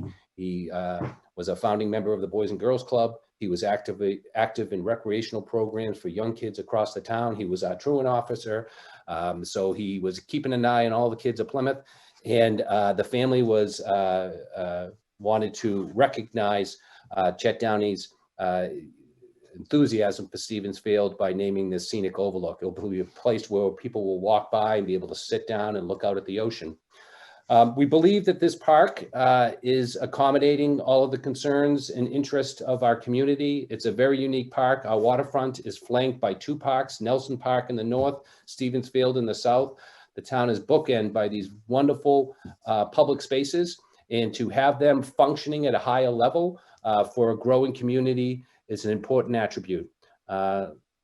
Waterfront property is hard to come by and expensive, and the town does not have a lot of waterfront property for its residents to access. So we should have our park elevated to a condition where people can go to the waterfront and they can enjoy it in an active recreational component, or sit out and enjoy the view and read a book or go for a swim or launch a boat. So we think that this park offers those amenities, and I would like to now take you through the second screen shade where we look at the funding mechanism to this process. The second part of this presentation is to look at the cost estimates that we had done. When we went into modification of the plan, we wanted to get a detailed understanding of what it would cost to build this park out. So here we have the cost estimates. It's provided to you in a packet. You can see the demolition and site preparation cost for Stevens Field that covers those activities that come in around $97,000. There'll be some paving of the parking areas and pathways. There is a $608,400 cost associated with those paving activities and doing the curb cuts and the parking locations in the pathways. There'll be a $30,000 investment in a mesh material that we put down to allow people to get boats out to the water. This grass paving material allows the grass to grow. I spoke of it in the modified plan. There'll be electrical service to this area for events, but we'll also be using solar lighting. I mean, when looking at a park like this, you want to be careful because of the groundwater levels that burying conduit is probably not the most efficient way of lighting the park. And we know we need to have light in the parking areas. So we'll be looking at a lighting system that we haven't had at Stevens Field that we'll be introducing. That's at $110,000. There'll be grading and there'll be landscaping and there'll be lawns planted. The landscape is going to be leaning towards where maintenance is manageable. There'll be shade trees around the duck pond, but Stevens Field itself will be mostly focused on the lawn aspects and not having a landscape plan that would derive a great deal of maintenance in the future. This subtotal is $106,850. We're going to introduce a drainage system at Stevens Field. Obviously, we're putting down more impervious material, parking areas. That's going to require drainage. And you can see here the drainage activities are at $508,800 to introduce this draining system that does not exist at Stevens Field right now. There have been areas identified as elevated soil conditions that need environmental mitigation. David Gould's office with the Office of Marine Environmental Affairs has been working with Clean Harbors and Mass DEP to identify this. So when we build our infiltration water drainage system, they will be built in an area that has been mitigated. There'll be fencing. We'll be doing fencing, not only making sure we have nice fencing abutting our neighbors to Stevens Field, but also making sure that there is adequate fencing in the playground area, in the parking area, so there isn't any safety issues. And then there'll be the eventual construction of the playground and the tennis and the pickleball and storage building and picnic tables and benches in the baseball field. These activities in terms of the site amenities will add up to $1,265,000.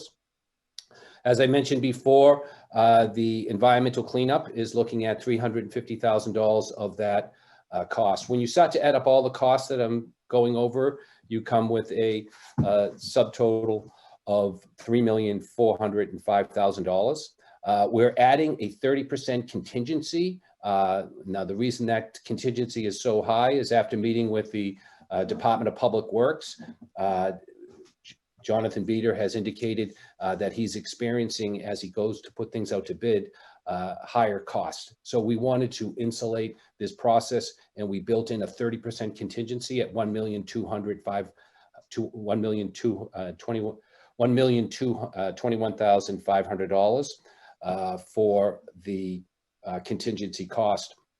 There is also final engineering, bringing things to a spec level that we can put out to bid and design, and that is at $250,000. The total cost of this is $4,926,500. But if you look at the article that we passed in 2015 at $2 million, in that account is $1,980,000, and that amount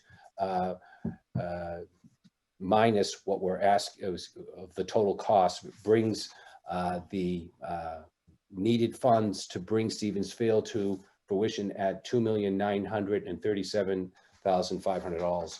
And that's why we have a request for $2,950,000. So our hope is to, as soon as, if town meeting does approve this article, we would have the funding to move forward. As we enter the new fiscal year on July 1st, we'll get this out to bid. I think the Department of Public Works will be handling this project in coordination with the community as we move forward to facilitate the final build out of Stevens Field. This concludes my presentation. I hope that you find yourself in support of Article 16A. Thank you very much.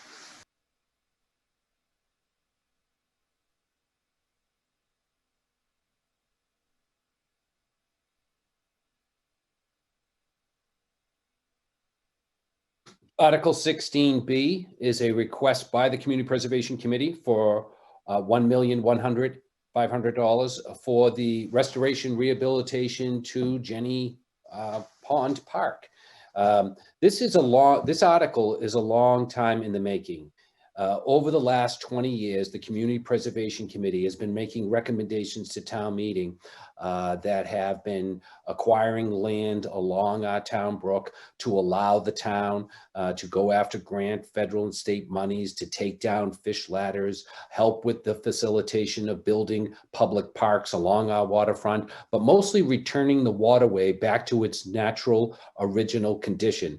Over the last 400 years, there have been a lot of activities building up along our town brooks, dams, factories. Over those years, those factories and those dams went into a dysfunctional state and had to be removed in the 20th and 21st century. Under the direction of the Office of Marine Environmental Affairs, they have embarked on this effort.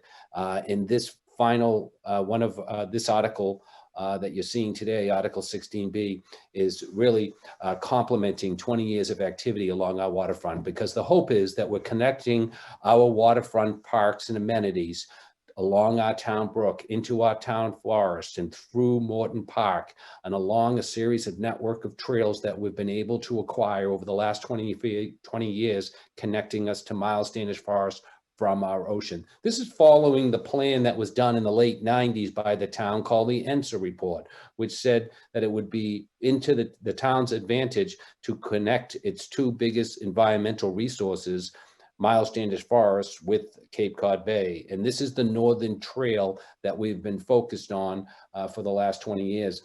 Now, the effort will be mostly focused on dredging Jenny Pond, so that the waterway is functioning at a level that it should be. As early as 1636, there were dams at this location. The last time that this area had been dredged was the 1960s, so it's been close to 60 years since the Jenny Pond has been dredged. Silt has built up. It's difficult for the fish, the herring, to pass through this area, but it also doesn't allow for proper water flow through the area, and it encroaches on the public's enjoyment of the park. Stagnant, still water does not make the park an enjoyable process for people to visit, and it's not a very good waterway for fish to make their way through it.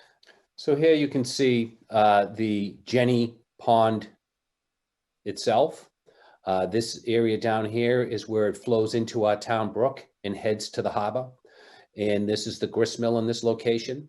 This area here is where the soil has been impacted and pounded for a number of years. It would be dredged through this area, up along and towards Willard Place.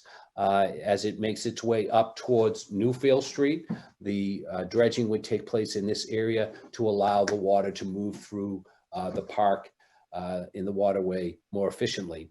The town's relationship with this waterway in this park goes back not only 400 years, but well beyond that. For literally 10,000 years, this area was inhabited by a native people, the Wampanoag people, and they referred to this area as Patuxet. The original name of Plymouth was Patuxet, which translates into the land of the Little Falls. And over the last 100 years, the town of Plymouth has been working to improve this waterway back to its original condition. By supporting this article, we will be looking at and improving a very important public space along our waterway in the waterway itself. So I hope you join me in support of Article 16B. Thank you.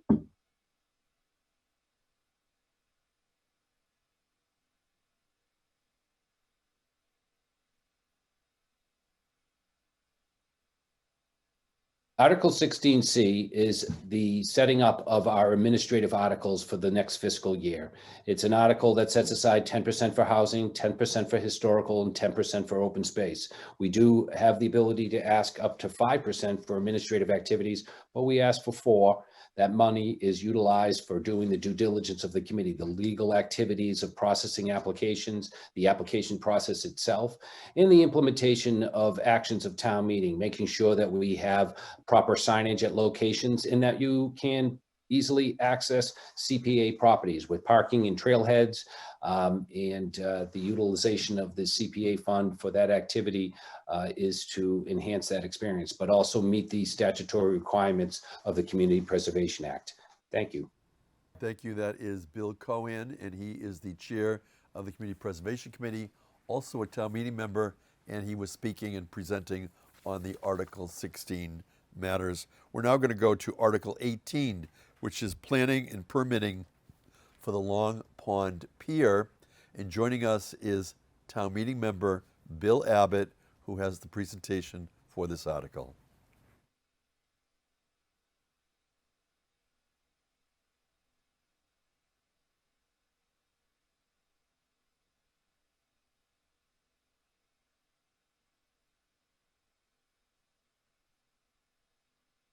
Hello, my name is Bill Abbott. I'm a town meeting member for Precinct 12, and I'm presenting Article 18. I've been involved with the Long Beach for more than 20 years. I work extensively on the beach management plan, which is now the gold standard in Massachusetts on how to effectively and fairly manage a pristine beach for the birds that depend on the beach, and as a very attractive amenity for the townspeople who've used it historically as a natural resource and incredible entertainment and relaxation area. But I've always thought there was a way we could improve the access to the beach so that truly everyone could enjoy it. The regular access, for as long as I can remember, was a four-wheel drive vehicle with a high clearance to make it out there on the so-called Jeep Trail. Basically a very rocky, sometimes barely accessible to any vehicle, a dirt path that wound along the beach. I always thought a beach shuttle might be the answer. And I became aware that there was a simple project that was being considered for doing just that. So I and others petitioned this article, which would be the first step in opening up the beach to ordinary folks who could come by boat or shuttle and be dropped off. Article 18 asks for $68,000 to fund the first step in this project, the planning and permitting for a pier and gangway on a property owned by the town on the harbor side of Long Beach. This parcel previously had on it a small old cottage, which has now been demolished, leaving some dilapidated old pilings on a section of the harbor before you come to the crossover. I have two slides that I want to show to you. The first slide is an overview of Long Beach, showing the location as that little yellow symbol in the middle of the photo. You will see the so-called crossover to the north, where cars would come along right away and cross over to the beach. And to the south is the day parking area. That gives you an idea about where the pier would be located. It would be where my cursor is on the harbor side of the beach, and it's about 1.3 miles from Sandy's. I now want to show the more detailed plan, which shows again the pier structure as where it would go as a little yellow symbol, and it shows the parking area as this big rectangular square, Sandy Square.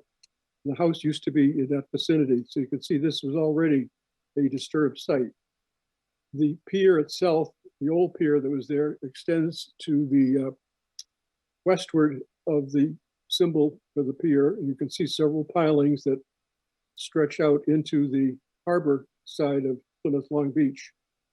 The actual length of these pilings from the shoreline was almost 100 feet. And the proposal for the $68,000 is to investigate the permitting that might be required to extend and replace a fixed pier where those pilings now show. And because you'd be able to get out there to the, probably the permitting would allow you to go to the extent of the existing pilings, and with a gangway and floats, you'd be again even further out. And the investigation and the folks that I've spoken to said that the tidal effects would be not significant. And that if we get out there beyond the pilings, that distance I just described, the impact of the tides on the project would be probably such that 75% of the time the boat shuttle would work. So the tidal impacts can certainly be lived with as they have been historically. And we believe that the pier probably would work on the harbor side, but the permitting and the project funded by this article would establish that once and for all. If you are then disembarked from the boat and proceed towards the ocean side of the beach, and you'd walk out through the sandy driveway, which currently exists, down Ryder Way, a short distance to what you see on the slide as a bump out. You see there's a little area that extends towards the ocean. You just take a left and go right in there and across the rocks that are broken up onto the beach. So it's a very short walk from the area where the cottage used to be and where the boat pier would be now to get to the actual beach. And it's a section of right of way that is not heavily used because there's nothing, nobody's been able to park there previously. They just move up and down right away. The other piece of information this slide shows is that big square becomes a perfect location for a beach structure, a shelter, like you see in many beaches today, a very simple three sides open with a roof where a family or whatever could stay in there if there was a storm that suddenly came up and they would be sheltered. So I'm showing you this slide to show you that the tidal impacts can certainly be dealt with. They're perfectly acceptable. And that there's also an area here where people could take shelter. Question next is the particular funding for this article. The funding that's being proposed would take the design and concept phase and the permitting and preparation of actual construction docs will be put out to bid. And that's as far as this article would fund, the actual preparation of the construction documents. The $68,000 funding is phase one of this project. The next phase, after the feasibility and permitting has been shown, would be the actual construction. Presumably a go, no-go decision would be made when this first study and permitting phase is completed as to whether to keep going with the project and ask town meeting for construction funds, including receiving grant monies. Now, David Gould can better advise as to what he thinks of the prospects for grant monies, but I understand in talking to David that he is optimistic that grant monies would be available, such as from the Seaport Economic Council, which did fund actually the marine building and the bulkhead project along a portion of Long Beach.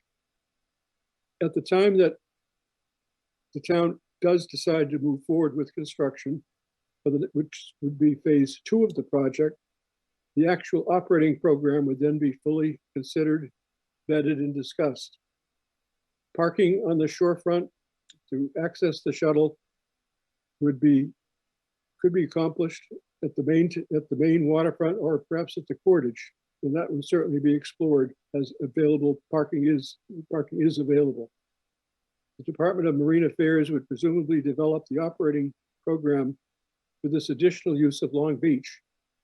At this point, I think it's safe to say that this could become a fantastic tourist draw and also create an activity on Long Beach that I think could be a tremendous boon to the enjoyment of the beach by ordinary residents who today cannot access the beach unless they have a four-wheel drive vehicle. Thus, the petitioners of this article respectfully ask for your support. Thank you. Thank you to Bill Abbott, a town meeting member. That was regarding Article 18, the Long Beach Pier. We're now going to be going to Article 19, which is one of two petitioned articles, which will have presentations this evening. And want to remind those of you who are Plymouth residents and not town meeting members that If town meeting votes to be remote participation, you can still participate by contacting the town clerk in order that the town clerk can qualify you as a town resident, and then also let me know, Steve Trifletti, Plymouth Town Moderator, that you wish to speak. My email address, fst@plymouthlaw.com. You can also reach me at 508-746-1464.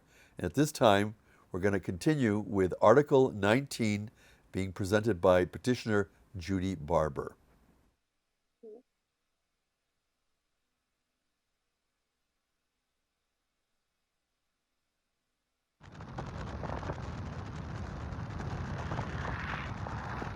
We have a petitioner's article before the town meeting for sidewalks about a half a mile on Route 80 Plimpton Road, going from Commerce Way down to Kristin Road.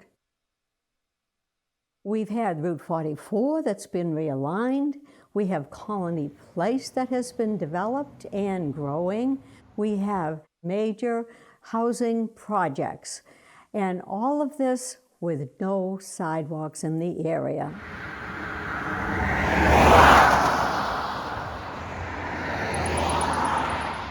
As you can see from the traffic, we've had quite a bit of explosion of development in West Plymouth, not only residential, but tons of commercial. And there's quite a bit of traffic uptick, which has posed a danger to our children.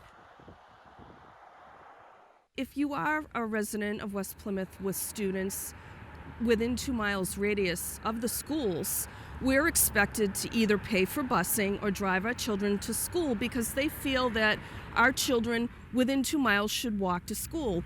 And as you can see, this is a very, very busy road.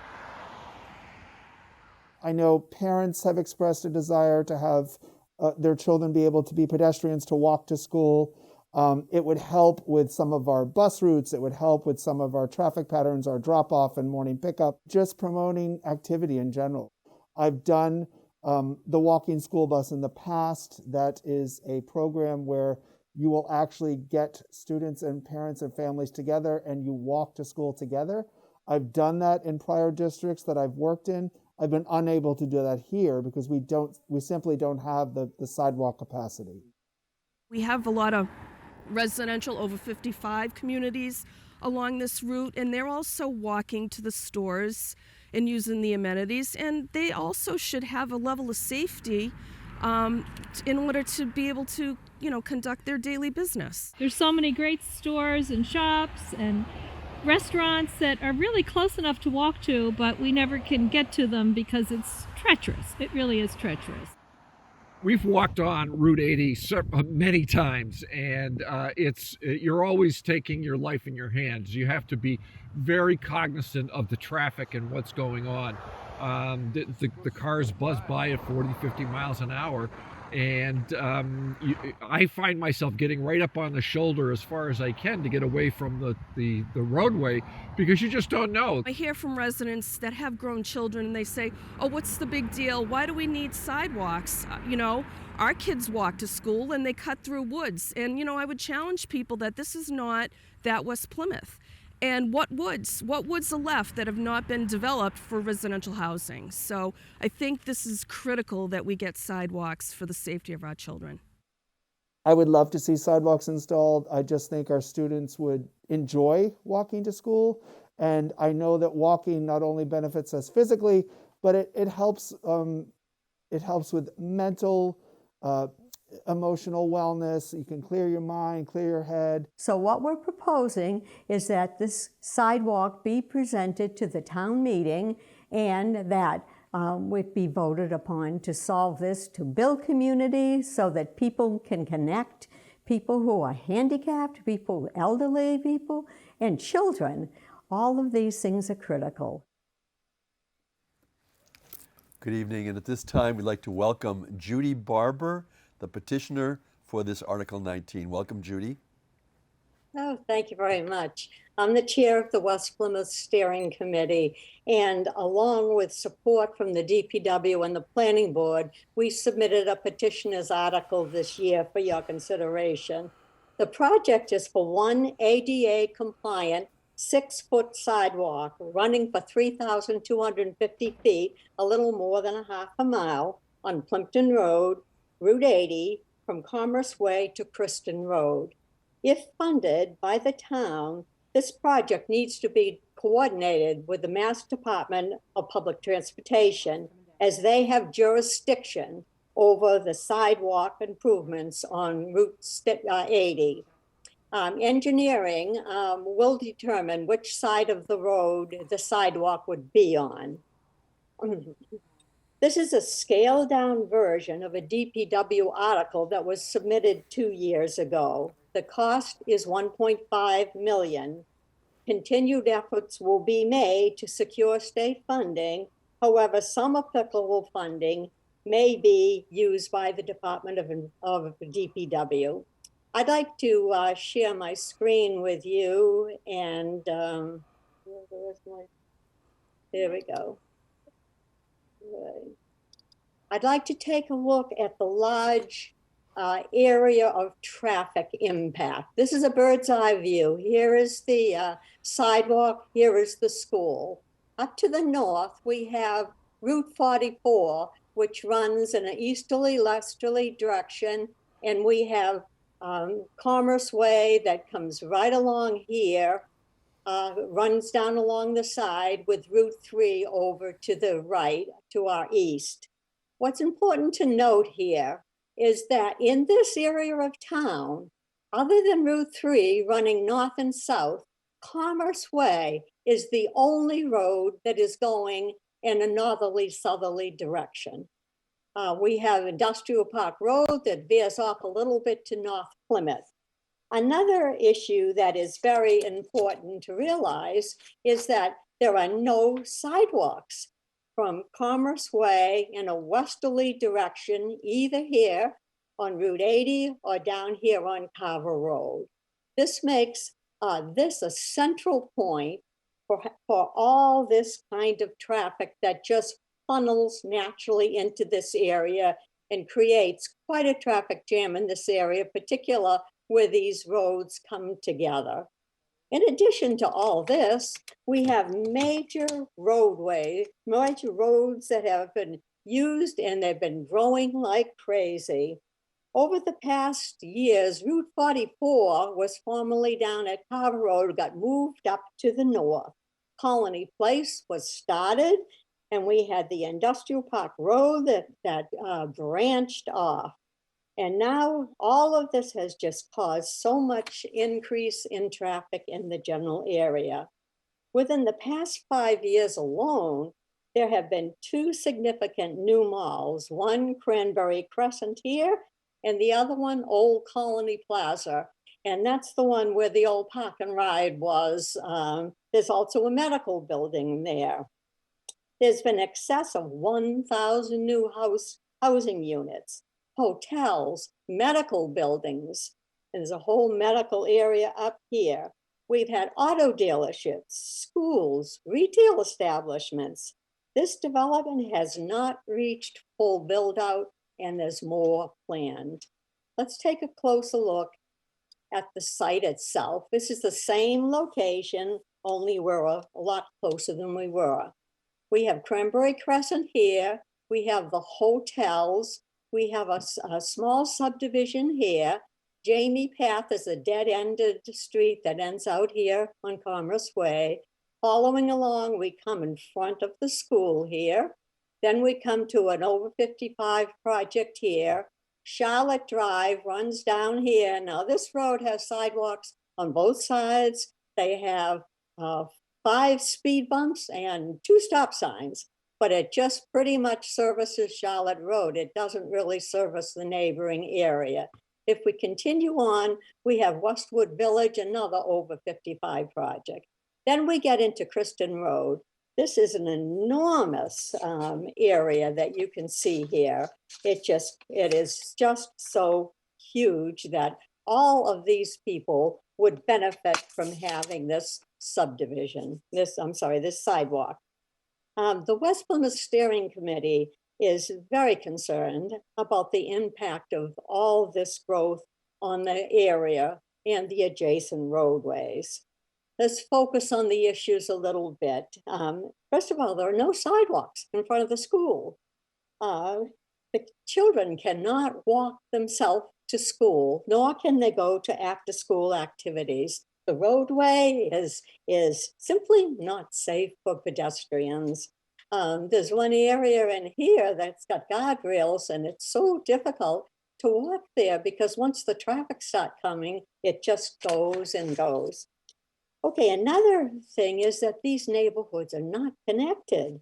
So this creates isolation and limits those with handicaps, and it prevents interaction. And one of the things the West Plymouth Steering Committee really wants to do is promote community and also build community spirit. So these are things that we feel are extremely important.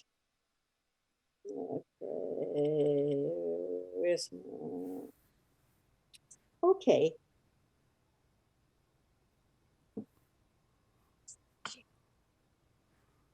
There we go, stopping the share. Good, I wanted to get back here.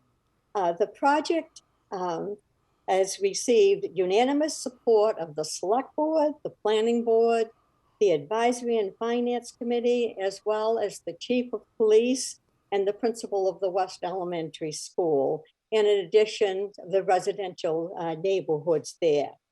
We recognize that growth is healthy, but the town has not demonstrated balanced development, as no significant safety improvements have been made in this part of town in spite of all the growth. So in conclusion, people have been working on this project for over 15 years. Previous members of the West Plymouth Steering Committee started this many, many years ago. We simply can't procrastinate any longer. We need to do something. The growth is continued and the need is very urgent, and we urge your support. Thank you. Thank you, and that is Judy Barber, and she's the petitioner for Article 19. At this time, at least one town meeting member indicated that she lost some video during the presentation. I want to remind town meeting members that tonight's presentation night will be shown on replay beginning live. It'll be shown the following dates and times. Replays this Wednesday at 7 p.m., Thursday and Friday at 3 p.m., and Sunday at 12 p.m. Also, the town meeting preview will be replayed, and I'll mention that on Thursday. Now, this is on video on demand at www.packtv.org/VOD. Also on the PACTV Video Share YouTube, but also I've been told that you can simply go to packtv.org, go to towns, go to the Town of Plymouth, and on the Plymouth page, you'll see that replay schedule, and there'll be more to be added. And at this time, we're going to continue with petition to Article 20 and a presentation from Lauren Nezzarella.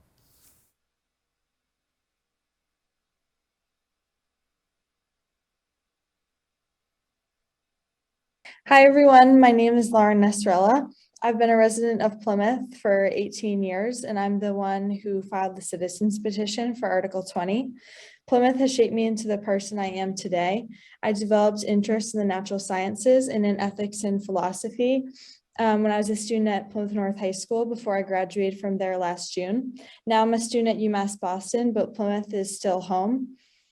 I wanted to share the following slides on the fur industry and why it's important for Plymouth to adopt the fur-free bylaw.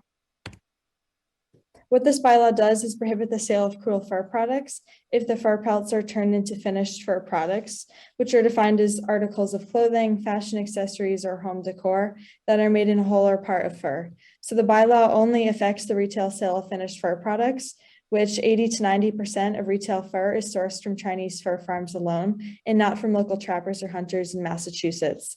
This is why looking at international fur farming is crucial because it is inextricably linked to retail fur products. This bylaw matches Plymouth's high ethical, environmental, and health standards. Listed in Article 20, Section 4 are the exceptions. The bylaw does not affect the sale of other animal-derived products. It does not place any restraints on hunting, as it does not affect hunting regulations or the right to sell raw hides. It also doesn't prohibit the sale of taxidermy. It doesn't affect used fur sold secondhand, and it is not a hindrance to fur used for religious or Native American purposes. Fur is an extremely unethical product. It comes from tortured and abused animals. Animals that are subjected to this abuse include raccoon dogs, chinchillas, mink, foxes, and rabbits. These animals are killed by the cheapest and most painful means possible, including anal and oral electrocution, gassing, clubbing, and suffocation. Here's a picture taken by MacArthur, a respected animal photojournalist, of an emaciated fox in a Canadian fur farm, who has likely been killed since so that someone can turn her skin into the pom-pom on a hat or the trim on a jacket. More than 100 million animals are killed annually just for their fur. 85 to 95% of these animals are raised on fur farms in tiny, filthy cages where they literally lose their minds from confinement, meaning that only 5 to 15% of fur products comes from trappers and hunters. This is a picture of standard size cages for mink and white foxes. Living in such conditions results in stereotypic behaviors like spinning, beating their heads against cages, self-mutilation, and even cannibalism. The immorality of subjecting innocent animals to this torture so that humans can make a fashion statement is largely the reason why separate polls taken in 2019 demonstrate that 59 to 64% of Massachusetts voters support a statewide fur ban. According to the American Veterinary Medical Association, the climate change of 1 pound of mink fur is at least 3 times higher than the highest scoring textile, synthetic, or natural, due to the production of animal feed and manure emissions. Plymouth is better than to ignore such facts as these. Our ban on plastic bags represents that we are a municipality that cares about our ecosystems and protecting species. The raising of animals for their fur poses a health risk to Plymouth, as well as advances the progression and mutations of COVID-19. In 2020, mink on hundreds of fur factory farms internationally and in the United States tested positive for SARS-CoV-2. Research now shows that farmed mink spread mutated viruses to humans, which is the only known animal-to-human transmission outside the original source. These mutations might reduce the efficacy of COVID-19 vaccines. To protect public health, the Danish government actually decided to kill millions of mink at their infected farms. In France and the Netherlands passed laws to ban fur farming. Why should Plymouth take action to prohibit the sale of fur? Well, why would a retailer hold on to any inventory that actively detracts potential customers when they could instead gain positive attention by advertising themselves as fur-free and in support of fur-free legislation? The bylaw, if enacted, will give businesses until May of 2023, which is ample notice to sell off their inventory so that they can be in compliance with the law. In this way, the bylaw would be self-enforcing and come at little to no cost to the town. If this bylaw passes, we will be the most animal-friendly municipality in the state, with a ban on pet store mills, a ban on using animals in circuses, and a ban on cruel fur products. On this website, we have the cited articles which disprove the myth that these photos were staged by animal rights activists, which is actually an accusation laid by the International Fur Federation itself in 2009, after the common practice began to be publicized through an undercover investigation. Since this one investigation, there have been so many other investigations showing consistent practices against fur farming globally that the fur industry no longer tries to displace responsibility. I recommend that you check out the website and please contact me with any questions. Thank you for listening. Thank you to Lauren Nazarella, who did the presentation for Article 20. She is the lead petitioner.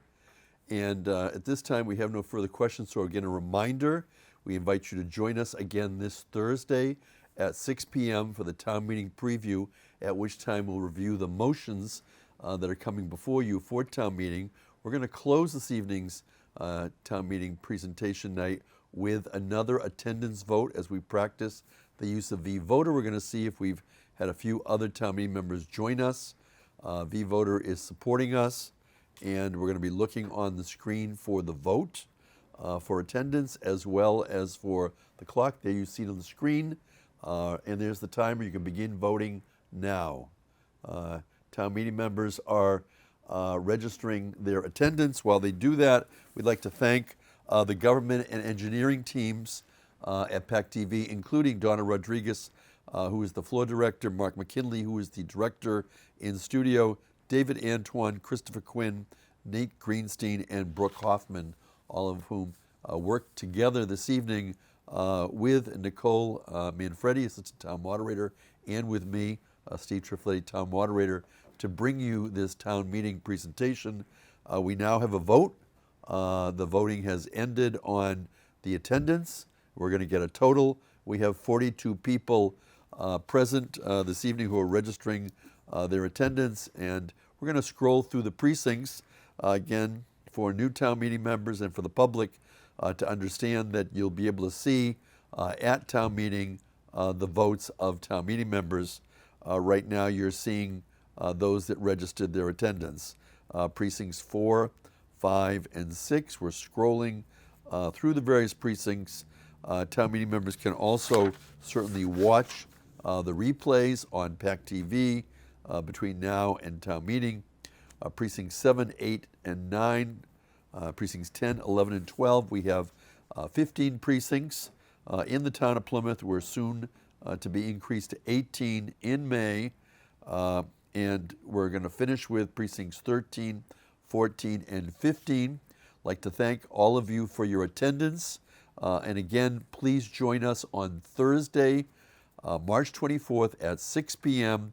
for a live town meeting preview, which will give you an overview of all of the motions that are coming before Plymouth's annual special and annual town meeting scheduled for Saturday, April 2nd at 8 a.m.